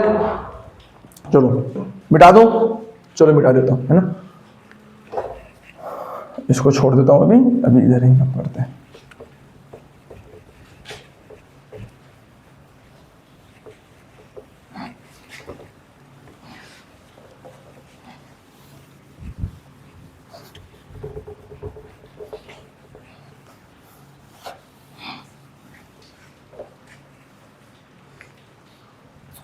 समझ में आ रहा ना बेटा सारी बातें? कहीं कोई दिक्कत तो नहीं हो रही ना? होनी नहीं चाहिए, आसान सी बातें चल रही हैं एकदम, बहुत ही इजी बातें हैं। अभी तक तो ऐसा कोई रॉकेट साइंस आया नहीं है, एकदम मैथ्स की तरह स्टेप बाय स्टेप आगे बढ़ रहे हैं, है ना। अब कुछ चीज़ों को और समझते हैं। अब क्या करते हैं, कुछ चीज़ों को और समझते हैं। देखो ध्यान दो, क्या यहाँ से यहाँ बनना RDS था? स्टेप 1 क्या था, RDS है। स्टेप 1 क्या है, RDS है। अल्काइल क्लोराइड से कार्बोकेटायन बनना, क्या ये RDS था? सर बिल्कुल ये RDS था। सर ये बिल्कुल RDS था। रेट डिटरमाइनिंग स्टेप था, क्या था, रेट डिटरमाइनिंग स्टेप था। आओ इन SN1, या फिर इसको मैं SN1 नहीं लिखता हूं, मैं इसको लिखता हूं in this nucleophilic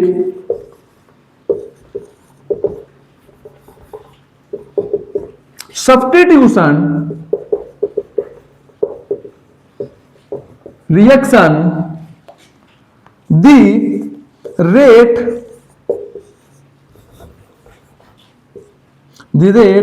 determining in this nucleophilic substitution reaction, the rate determining step, इसमें जो रेट डिटरमाइनिंग स्टेप है क्या वो यूनिमॉलिक्यूलर है, हाँ या ना? बोलो, क्या रेट डिटरमाइनिंग स्टेप यूनिमॉलिक्यूलर है, हाँ या ना? तो तुम क्या बोलोगे कि सर RCl से R पॉजिटिव बना, यानी कि यही वाला स्टेप रेट डिटरमाइनिंग स्टेप था। तो यहां पे सिर्फ और सिर्फ एक मॉलिक्यूल का इन्वॉल्वमेंट है, किसका, RCl का। चलो ध्यान समझो, जो हमारा SN2 रिएक्शन था उसमें क्या था, तो तुम बोलोगे कि SN2 रिएक्शन कुछ ऐसा था, यहां पे कहीं ना कहीं OH नेगेटिव आयन आधा जुड़ भी गया था, Cl नेगेटिव आयन आधा हट भी गया था। SN2 में ऐसा था ना? हाँ सर ऐसा था। तो अब देखो SN2 को अगर हम लोग ध्यान से देखें तो कहीं ना कहीं यहां पे OH नेगेटिव और Cl नेगेटिव दो, Cl नेगेटिव गलत बोल दिया, यहां पे कहीं ना कहीं अगर हम लोग ध्यान दें तो SN2 रिएक्शन में हमारा जो RCl है यानी कि CH3Cl है और जो OH नेगेटिव है, इन दोनों का इन्वॉल्वमेंट है। हाँ सर दोनों का इन्वॉल्वमेंट है, दोनों एक साथ हो रहे हैं सर, बिल्कुल दोनों एक साथ हो रहे हैं। इस वजह से हम लोग इसको क्या बोल देते हैं, इसमें इसको बाद में छोड़ो। यहाँ पे देखो, यहाँ पे दो बंदों का एक साथ इन्वॉल्वमेंट था कि नहीं? तो बोलोगे सर यहाँ पे RCl और OH नेगेटिव दोनों का एक साथ इन्वॉल्वमेंट था, दोनों का एक साथ इन्वॉल्वमेंट था। यहाँ पे आओ, यहाँ पे आओ, क्या यहाँ पे कुछ ऐसा दिख रहा है क्या यहाँ पे कुछ ऐसा दिख रहा है कि यहाँ पे OH नेगेटिव आयन भी जुड़ा हुआ हो? तो बोलोगे कि सर यहाँ पे ऐसा कुछ नहीं दिख रहा है, यहाँ पे बस एक काम हो रहा है कि यही जो RCl है, यही RCl पहले R पॉजिटिव में कन्वर्ट हो रहा है, ये जो RCl है पहले R पॉजिटिव में कन्वर्ट हो रहा है, फिर आगे का स्टेप हो रहा है। यानी कि जो ये RDS है, जो रेट डिटरमाइनिंग स्टेप है, इसमें सिर्फ और सिर्फ किसका लेना देना है? तो बोलोगे कि सर ये जो रेट डिटरमाइनिंग स्टेप है, कहीं ना कहीं इसमें सिर्फ और सिर्फ किसका लेना देना है? इसमें सही कहीं ना कहीं सिर्फ और सिर्फ इसका RCl का लेना देना है। रेट डिटरमाइनिंग स्टेप में सिर्फ और सिर्फ RCl का लेना देना है, हाँ या ना बोलो? तो बोलोगे सर बिल्कुल, इसमें सिर्फ और सिर्फ RCl का लेना देना है। ठीक है, तो RCl केवल एक मॉलिक्यूल है कि नहीं? RCl केवल एक मॉलिक्यूल है कि नहीं? हाँ सर, केवल एक रेट डिटरमाइनिंग स्टेप में केवल एक मॉलिक्यूल का लेना देना है, वो है RCl। तो रेट डिटरमाइनिंग स्टेप क्या हो गया? यूनिमॉलिक्यूलर। रेट डिटरमाइनिंग स्टेप क्या हो गया? यूनिमॉलिक्यूलर। अब इसको SN1 क्यों कहते हैं? सबसे पहले क्या ये न्यूक्लियोफिलिक सब्स्टिट्यूशन है? हाँ सर, तो S मतलब सब्स्टिट्यूशन, N मतलब न्यूक्लियोफिलिक, N मतलब न्यूक्लियोफिलिक, और कितने मॉलिक्यूल्स का इन्वॉल्वमेंट है? कितने मॉलिक्यूल्स का इन्वॉल्वमेंट है रेट डिटरमाइनिंग स्टेप में? तो बोलोगे कि सर रेट डिटरमाइनिंग स्टेप में सिर्फ और सिर्फ एक मॉलिक्यूल का इन्वॉल्वमेंट है, वो है RCl। एक मॉलिक्यूल का इन्वॉल्वमेंट है तो वो है RCl, इसका मतलब यूनिमॉलिक्यूलर। तो इस वजह से हम लोग क्या कर देंगे? मॉलिक्यूल यहां पे क्या लिखते हैं? ये सब्स्टिट्यूशन न्यूक्लियोफिलिक, यहां पे नंबर ऑफ मॉलिक्यूल्स लिखते हैं, कितने हैं? 1 है। कितने मॉलिक्यूल्स का इन्वॉल्वमेंट है? 1 है, तो SN1 रिएक्शन। तो अगली लिखता हूं unimolecular, hence the reaction is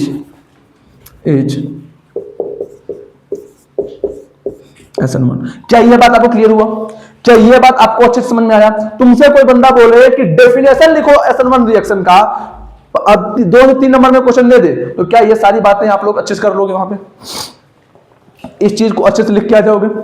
जो रेट डिटरमाइनिंग स्टेप था यहाँ पे, वो था यूनिमॉलिक्यूलर, केवल एक मॉलिक्यूल का इन्वॉल्वमेंट था। सर वो कौन से एक मॉलिक्यूल का इन्वॉल्वमेंट था? तो बोलोगे सर वहां सिर्फ सिर्फ RCl का इन्वॉल्वमेंट था। यानी कि रेट क्या हो गया? रेट डिटरमाइनिंग स्टेप यूनिमॉलिक्यूलर हो गया। तो न्यूक्लियोफिलिक सब्स्टिट्यूशन तो था ही और यूनिमॉलिक्यूलर था, तो इस वजह से हम लोग उसको क्या बोलते हैं? SN1 reaction. क्या ये पॉइंट क्लियर है? क्या ये पॉइंट क्लियर है? जल्दी से लिखो, जल्दी से लिखो।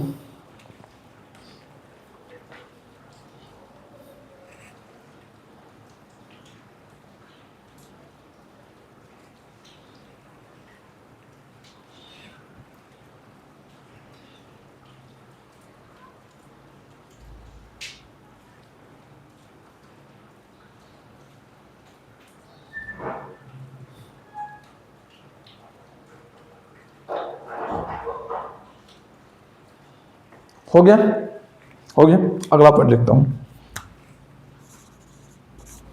न्यूक्लियोफाइल डज नॉट अपीयर या फिर do not appear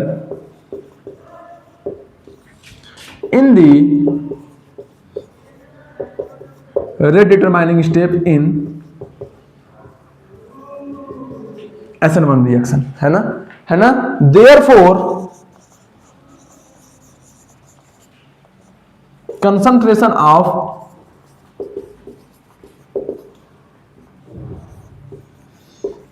nucleophile has no impact on rate of reaction। समझ में आया? समझ में आया बात? न्यूक्लियोफाइल का कोई इन्वॉल्वमेंट होता है? न्यूक्लियोफाइल का कोई इन्वॉल्वमेंट होता है रेट डिटरमाइनिंग स्टेप में? तो बोलो सर कोई यहाँ पे इन्वॉल्वमेंट नहीं है, इसका मतलब न्यूक्लियोफाइल के कंसंट्रेशन से रेट ऑफ रिएक्शन पे कोई भी चेंज नहीं पड़ने वाला। लिखो जल्दी इसको, लिखो जल्दी इसको।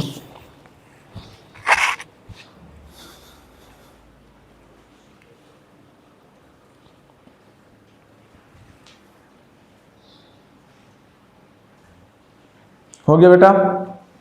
हो गया? अब आओ बेटा आगे देखते हैं। आओ चलो आगे देखते हैं। इतनी बातें क्लियर हो चुकी हैं, इतनी बातें क्लियर हो चुकी हैं। अब आओ आगे देखते हैं। आगे हम लोग क्या पढ़ने जा रहे हैं कि नेसेसरी कंडीशन, क्या वो इंपॉर्टेंट कंडीशन है जिससे SN1 रिएक्शन बहुत बढ़िया तरीके से करवा सकें। हम लोग कोई रिएक्शन करवाना चाहते हैं और ये चाहते हैं कि ये रिएक्शन SN1 के थ्रू हो, तो क्या ऐसा काम कर दें हम लोग ताकि SN1 रिएक्शन होने के चांसेस बढ़िया हो जाए। चलो चलो समझते हैं SN1 में क्या हो रहा था। तो बोलोगे कि सर SN1 रिएक्शन में बी पहले हो रहा था, मतलब बॉन्ड ब्रेकिंग पहले हो रहा था और बॉन्ड फॉर्मेशन बाद में हो रहा था। अच्छा, तो हम लोग कुछ ऐसा काम अगर कर दें, अगर हम लोग कुछ ऐसा काम कर दें कि जो बॉन्ड ब्रेकिंग का प्रोसेस है वो बढ़ जाए, बॉन्ड ब्रेकिंग का प्रोसेस जो है वो स्पीड अप हो जाए और जो बॉन्ड फॉर्मेशन का प्रोसेस है वो स्लो डाउन हो जाए। अगर हम लोग कुछ ऐसा काम कर दें जिससे बॉन्ड ब्रेकिंग वाला प्रोसेस स्पीड अप हो जाए और बॉन्ड फॉर्मेशन वाला प्रोसेस स्लो डाउन हो जाए, तो वहां पे SN1 रिएक्शन क्या हो जाएगा, SN1 क्या हो जाएगा, फास्ट हो जाएगा, या फिर और गुड, बढ़िया SN1 हो जाएगा। क्या बात क्लियर है? क्या बात क्लियर है सर? बिल्कुल बात क्लियर है। तो वही बात मैं लिखा हूं, so process B should be speed up and process A should be slow down for good SN1। समझ में आया? अच्छा SN1 चाहिए तो हमको ये पहले बॉन्ड पहले तोड़ना पड़ेगा, फॉर्म बाद में करना पड़ेगा। तो कुछ ऐसा काम अगर हम लोग कर दें, कुछ ऐसा काम अगर हम लोग कर दें जिससे ये बॉन्ड पहले टूट जाए और ये वाला बॉन्ड बाद में बने, तो SN1 बढ़िया हो जाएगा। हाँ कि नहीं? हाँ कि नहीं? बोलो सर बिल्कुल ठीक बात कह रहे हो। तो अब ये काम करेंगे कैसे? अब ये काम करेंगे कैसे? आओ आओ आओ। मैं क्या करता हूं, मैं क्या करता हूं, मैं ये करता हूं कि हमारे पास जो ये था, यहां पे टर्मिनल एटम जो H थे, यहां पर जो टर्मिनल एटम H थे वहां पे मैं क्या लगा देता हूं, मिथाइल ग्रुप।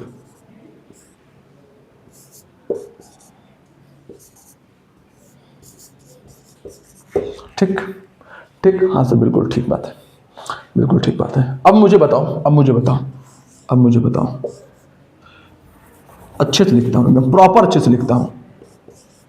OH नेगेटिव, क्या ये OH नेगेटिव अभी भी इस कार्बन को अप्रोच करने की कोशिश करेगा कि नहीं करेगा? हाँ या ना बोलो।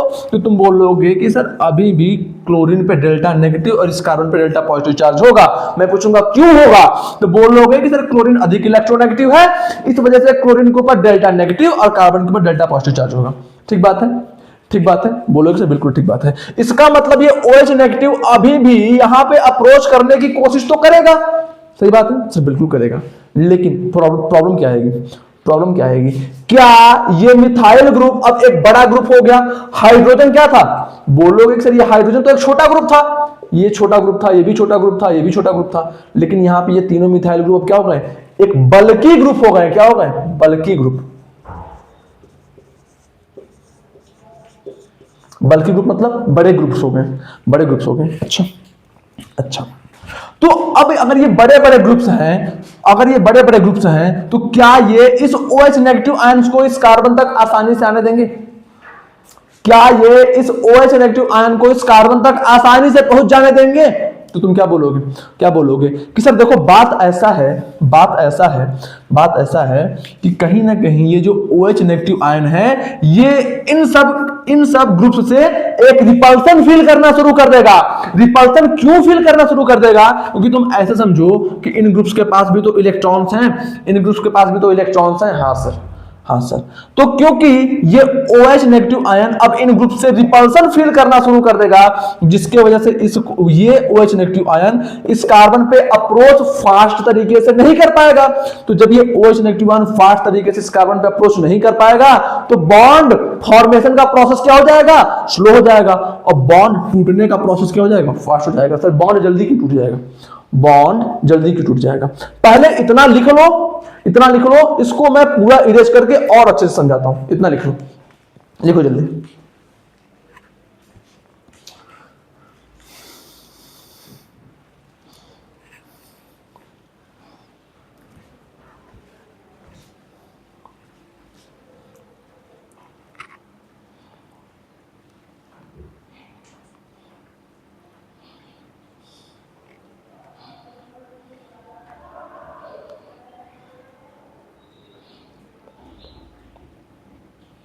हो गया? मिटाऊं? चलो अब आओ।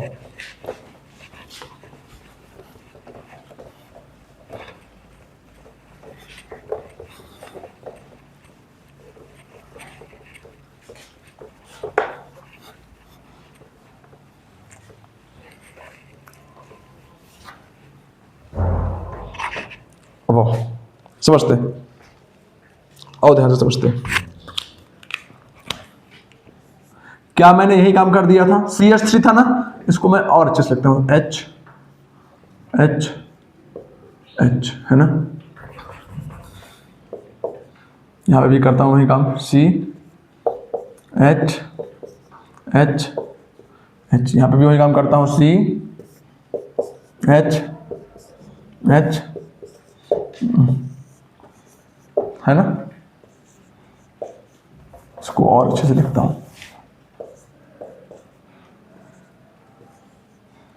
अब बताओ, अब बताओ, अब बताओ सर, यहां पर ये प्रोसेस बी था, है ना, और ये प्रोसेस ए था। सर यहां पर बी फास्ट कैसे होगा ए से? आओ समझते हैं, आओ समझते हैं, आओ समझते हैं।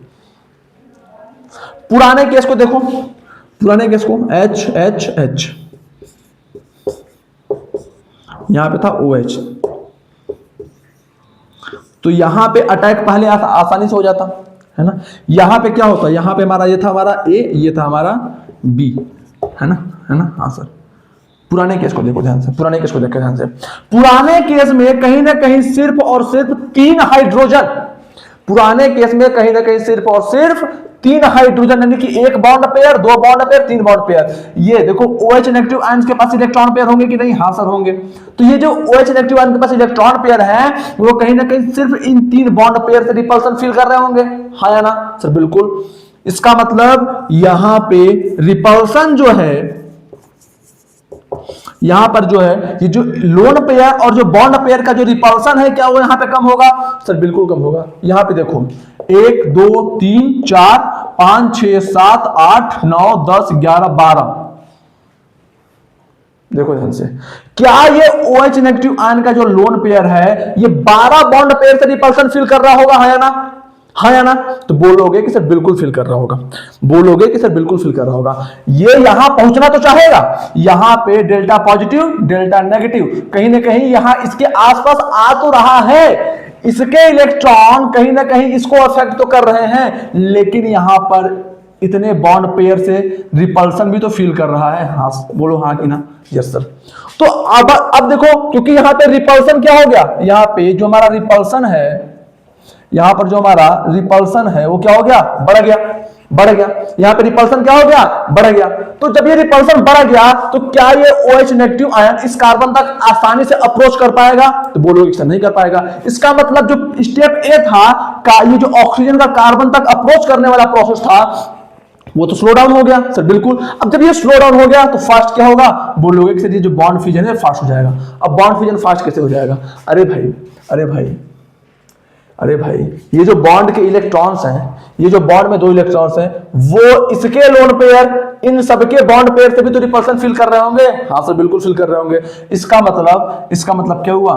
CH3 CH3 CH3, सबसे पहले क्या होगा? ये कार्बोकेटायन बन जाएगा। सबसे पहले क्या होगा? ये कार्बोकेटायन बन जाएगा। ये कार्बोकेटायन का बनने का प्रोसेस फास्ट कैसे हो गया? पता चल गया? हाँ सर। ये भाई इसके वजह से ये बॉन्ड तो पहले टूटना चाह ही रहा था, ये बॉन्ड तो टूटना चाह ही रहा था सर, बिल्कुल ये टूटना चाह रहा था। लेकिन अब क्योंकि ये रिपल्सन जो ये तुम्हारे बॉन्ड पेयर्स के, ये जो तुम्हारे बल्की ग्रुप्स का जो रिपल्सन है, वो इस प्रोसेस को कर देगा फास्ट। वो इस बल्की ग्रुप का रिपल्सन इस बॉन्ड को तोड़ने में और 4 चांद लगा देगा, जिसकी वजह से बॉन्ड बहुत आसानी से टूट जाएगा, जिसकी वजह से बॉन्ड बहुत आसानी से टूट जाएगा। और क्या बन जाएगा? कार्बोकेटायन। क्या बन जाएगा? कार्बोकेटायन। अच्छी बात है, बहुत अच्छी बात है। अब जब कार्बोकेटायन बन गया, तो अब इस OH नेगेटिव आयन को यहां पे आने से कोई रोक सकता है क्या? तो बोलोगे कि सर कोई नहीं रोक सकता। तो क्या बन गया? CH3 CH3 CH3 OH। समझ में आ रहा बात? समझ में आ रहा बात? समझ में आ रहा बात? हाँ सर समझ में आ रहा है। इसका मतलब सर एक काम तो हम लोग ये कर सकते हैं कि अगर हम लोग SN1 रिएक्शन करवाना चाहते हैं, अगर हम लोग यही पूरा फोकस चाहते हैं कि SN1 रिएक्शन करना है, तो हम लोग कार्बन से बल्की ग्रुप को अटैच कर देंगे। कार्बन से क्या कर देंगे? बल्की ग्रुप को अटैच कर देंगे। इस बल्की ग्रुप के अटैच होने की वजह से क्या हो जाएगा? रिपल्सन बढ़ जाएगा, और इस इंक्रीज इन रिपल्सन वाले प्रोसेस को हम लोग क्या बोल देते हैं? Steric hindrance. क्या बोल देते हैं? Steric hindrance.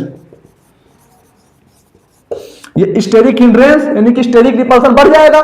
बोलो बढ़ जाएगा नहीं बढ़ जाएगा? हाँ सर बढ़ जाएगा। जब स्टेरिक रिपल्सन बढ़ जाएगा जिसके वजह से कार्बोकेटायन का फॉर्मेशन पहले होगा, कार्बोकेटायन का फॉर्मेशन पहले होगा, यानी कि जो हमारा बी था ये क्या हो गया? ये बी वाला स्टेप हो गया स्पीड अप। क्या कोई दिक्कत है यहाँ पे? नो सर यहाँ पे कोई दिक्कत नहीं है। तो ये बंदा क्या हो गया? ये पूरा रिएक्शन क्या हो गया? SN1 रिएक्शन हो गया। पहले इसको लिख लो, फिर इसके रिगार्डिंग सारे स्टेप्स लिखवा देता हूं। समझ में आया? समझ में आया? समझ में आया? पहला काम क्या कर सकते हैं? पहला काम ये कर सकते हैं कि जो कार्बन से अटैच टर्मिनल एटम है उनको कर दे बल्कि। अगर हम लोग उनको बल्कि कर देंगे तो जो हमारे पास न्यूक्लियोफाइल है वो इस कार्बन तक आसानी से अप्रोच कर ही नहीं पाएगा, और जब न्यूक्लियोफाइल आसानी से इस कार्बन तक अप्रोच नहीं कर पाएगा तो ये बॉन्ड टूटने का प्रोसेस पहले होगा, बॉन्ड फॉर्मेशन का प्रोसेस बाद में होगा। अब बॉन्ड टूटने का प्रोसेस जब पहले हो जाएगा तो हमारा कार्बोकेटायन बन गया, और अगर न्यूक्लियोफिलिक सब्स्टिट्यूशन रिएक्शन में कार्बोकेटायन बन जाएगा तो मैकेनिज्म कैसा होगा? SN1 होगा, अच्छा खासा SN1 होगा। अब आओ आओ आओ, इतना समझ गए? दूसरी चीज सर, ये बल्कि ग्रुप जोड़ने से एक और फायदा हुआ। क्या फायदा हुआ? क्या फायदा हुआ? सर बोलोगे कि जो कार्बोकेटायन बना वो 3 डिग्री कार्बोकेटायन बना। अच्छा, उससे क्या कहना चाह रहे हो? तो तुम बोलोगे कि सर हमने जीओसी में पढ़ रखा है कि 3 डिग्री कार्बोकेटायन सबसे अधिक स्टेबल होता है, किससे? 2 डिग्री से और 1 डिग्री से। ओ, तो मैं पूछता हूं कि बताना क्या चाह रहे हो? इसका मतलब तुम बोलोगे कि सर जो कार्बोकेटायन बना बल्कि ग्रुप जोड़ने की वजह से जो कार्बोकेटायन बना इसकी स्टेबिलिटी भी, इसकी इस कार्बोकेटायन का जो स्टेबिलिटी भी है,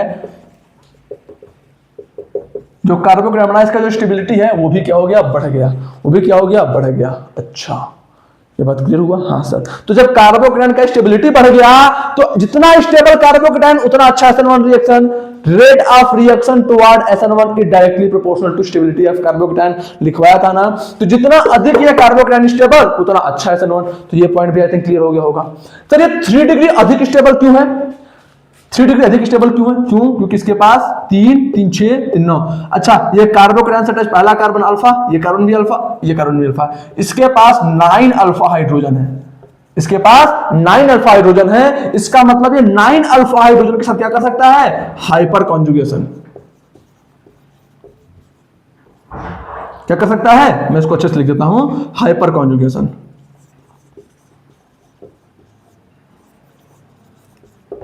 अच्छा, जिसके वजह से 3 डिग्री कार्बोकेटायन की स्टेबिलिटी ज्यादा बढ़ गई। क्या ये पॉइंट भी क्लियर हो गया? क्या ये पॉइंट भी क्लियर हो गया? तो सारी बातें अच्छे समझ में आई, सारी बातें अच्छे समझ में आई कि हम लोग अच्छा SN1 रिएक्शन कब कर सकते हैं? अच्छा SN1 रिएक्शन करने के लिए कार्बन से अटैच जो टर्मिनल एटम है उनको कर दो बल्कि। उनको बल्कि करने से क्या होगा? कार्बोकेटायन जो बन रहा है उसकी स्टेबिलिटी भी बढ़ जाएगी और न्यूक्लियोफाइल जल्दी अटैक भी नहीं कर पाएगा, और कार्बोकेटायन जितना स्टेबल बनेगा उतना जल्दी बॉन्ड टूटेगा। अरे भाई, बॉन्ड जल्दी कब टूटेगा? जब फॉर्म होने वाला कार्बोकेटायन स्टेबल बने।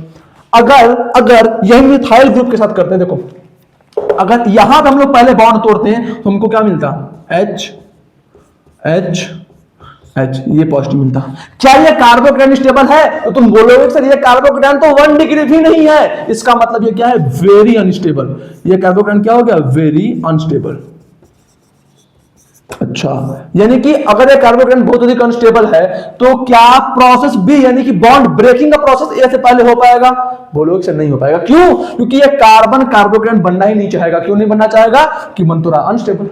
तो क्या पूरा प्रोसेस आपको अच्छे से समझ में आया? यहां पे कार्बो बल्कि ग्रुप जोड़ने से कार्बोकेटायन की स्टेबिलिटी बढ़ रही थी, यहां पे नहीं बढ़ रही थी। इस वजह से हम लोग यहां पे क्या कर दिए? टर्मिनल एटम में बल्कि ग्रुप अटैच कर दिए ताकि अच्छा SN1 रिएक्शन हो। तो SN1 रिएक्शन अच्छा करना है, इसके लिए सबसे पहला काम क्या करना है?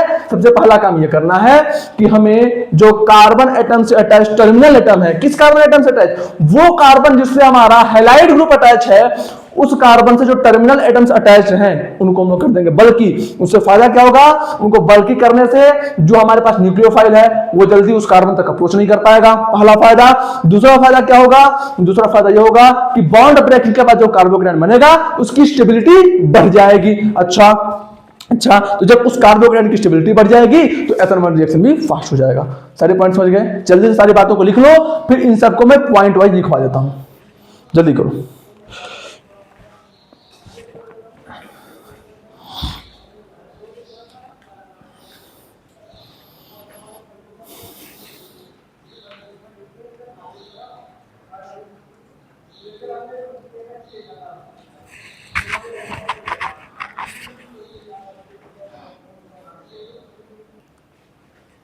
लिख लिया बेटा, चलो आओ समझते हैं। जो पॉइंट्स मैंने मुंह से बोले थे उन्हीं पॉइंट्स को लिख दिया।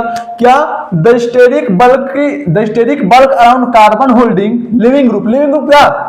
लिविंग ग्रुप मतलब जो ग्रुप कंपाउंड से निकल रहा था। आरसीएल में जो हमारा था स्ट्रक्चर था आरसीएल, इसमें जब हम लोग OH नेगेटिव से रिएक्शन करा रहे थे, जब इसका हम लोग OH नेगेटिव से रिएक्शन करा रहे थे तो क्या बन रहा था? ROH प्लस Cl नेगेटिव बाहर निकल रहा था ना। तो ये जो क्लोरीन है क्या हो गया? लिविंग ग्रुप हो गया। क्या हो गया? ये लिविंग ग्रुप हो गया। यानी कि जो ग्रुप मॉलिक्यूल को छोड़ के चला जा रहा है वो हो गया लिविंग ग्रुप। तो क्या लिखा हुआ है? The steric bulk around carbon holding leaving group slow down the process. कौन से प्रोसेस को स्लो कर देता है? A process. ए मतलब बॉन्ड फॉर्मेशन के प्रोसेस को कर देगा धीरे, जिसकी वजह से क्या हो जाएगा? Greater the stability of first form carbocation.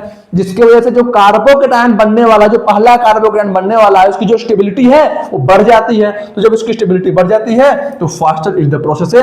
Carbocation की स्टेबिलिटी अगर बढ़ रही है तो बॉन्ड ब्रेकिंग का प्रोसेस फास्ट हो जाएगी नहीं। अरे भाई अगर RCl से हमारा जो R पॉजिटिव बन रहा है, अगर ये स्टेबल बन रहा है, क्या बन रहा है? स्टेबल बन रहा है। अगर ये स्टेबल बन रहा है तो जो बॉन्ड ब्रेकिंग है, जो बॉन्ड ब्रेकिंग वाला प्रोसेस है वो फास्ट हो जाएगा कि नहीं? तो बोलोगे कि सर बिल्कुल फास्ट हो जाएगा। तो वही बात लिखा है कि stability of first form carbocation faster is the process है। समझ गया बात को? इसमें कोई डाउट? आई थिंक इसमें कोई डाउट नहीं होगा। सेकंड पॉइंट ये लिखता है कि स्टेरिकली बल्कि सबट्रेट मतलब रिएक्टेंट। सबट्रेट मतलब रिएक्टेंट, यही था ना? CH3Cl। तो ये बंदा पूरा, इस बंदे को हम लोग क्या बोलेंगे? इसको हम लोग बोलेंगे सबट्रेट। क्या बोलेंगे? सबट्रेट। समझ में आया? तो क्या बोलता है? स्टेरिकली बल्कि सबट्रेट which form stable carbocation so best SN1 reaction. यानी कि अगर तुम्हारा रिएक्टेंट स्टेरिकली बल्कि है, जिसकी वजह से जो कार्बोकेटायन बन रहा है वो क्या बन रहा है? स्टेबल बन रहा है। तो यहां पे बहुत ही तगड़ा SN1 रिएक्शन हो जाएगा, बहुत ही तगड़ा SN1 रिएक्शन हो जाएगा। ठीक बात है? सारी बातें समझ गए? लिखो इसको। नीचे एक पॉइंट लिखता हूं मैं एक पॉइंट लिखता हूं।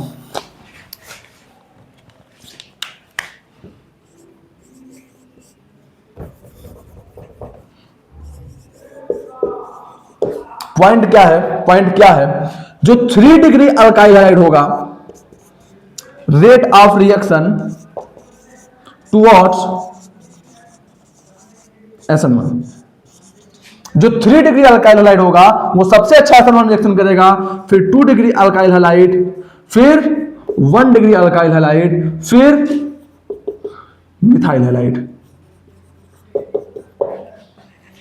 फिर मिथाइल हैलाइड। यानी कि ये रेट ऑफ रिएक्शन का ऑर्डर होगा। सर ये ऑर्डर क्यों होगा? क्योंकि अभी देखो जो 3 डिग्री अल्काइल हैलाइड था, जो 3 डिग्री अल्काइल हैलाइड मतलब समझो इसको, ये था स्ट्रक्चर हमारा CH3Cl, यही था स्ट्रक्चर हमारा। हाँ सर, इस कार्बन की डिग्री क्या है? तो बोल रहे हो सर इस कार्बन की डिग्री 3 है, तो ये क्लोरीन की भी डिग्री क्या हो गई? 3, यानी कि 3 डिग्री अल्काइल हैलाइड हो गया। हाँ या ना सर? बिल्कुल हाँ या ना? बिल्कुल हाँ, बिल्कुल सही बात बोल रहे हो। तो जब ये बॉन्ड ब्रेक होता है बेटा तो हमारा क्या बनता है? 3 डिग्री कार्बोकेटायन, 3 डिग्री कार्बोकेटायन बनता है। और 3 डिग्री कार्बोकेटायन क्या होता है? स्टेबल होता है। क्या होता है? स्टेबल होता है। इस वजह से मैंने ये बात लिखा यहाँ पे, कि अगर 3 डिग्री अल्काइल हैलाइड होगा तो क्या बनेगा? तो यहां से बनेगा हमारा 3 डिग्री R पॉजिटिव। यहां से क्या बनेगा? 3 डिग्री कार्बोकेटायन। यहां से क्या बनेगा? 2 डिग्री कार्बोकेटायन। यहां से क्या बनेगा? 1 डिग्री कार्बोकेटायन। और यहां से क्या बनेगा? यहां पे बोलोगे सर मिथाइल ग्रुप पॉजिटिव आ जाएगा। तो अब मेरे को तुम ये बात बताओ, कि यहाँ पे सबसे स्टेबल कार्बोकेटायन कौन है? तो तुम बोलोगे कि सर 3 डिग्री कार्बोकेटायन सबसे स्टेबल है, फिर 2 डिग्री, फिर 1 डिग्री। इस वजह से जो हमारा 3 डिग्री अल्काइल हैलाइड होता है उसका rate of reaction towards SN1 सबसे फास्ट होता है। कोई डाउट यहाँ पे? कोई समस्या? तो पहला काम क्या करेंगे? हम लोग कार्बन को बल्की कर देंगे। बल्की कर देंगे, जिससे क्या हो जाएगा? स्टेरिक हिंड्रेंस बढ़ जाएगा। अब स्टेरिक हिंड्रेंस बढ़ने की वजह से क्या होगा? स्टेरिक हिंड्रेंस बढ़ने की वजह से बेटा ये होगा कि जो न्यूक्लियोफाइल है वो जल्दी वहां पे अटैक कर नहीं पाएगा। न्यूक्लियोफाइल जो है वो जल्दी कार्बन पे अटैक कर नहीं पाएगा। तो बॉन्ड टूटने के लिए अच्छा खासा समय मिल जाएगा, बॉन्ड आसानी से टूटेगा। और सबसे मजे की बात यह है कि जब बॉन्ड टूटे कार्बोकेटायन बनता है तो कार्बोकेटायन भी स्टेबल बन जाता है।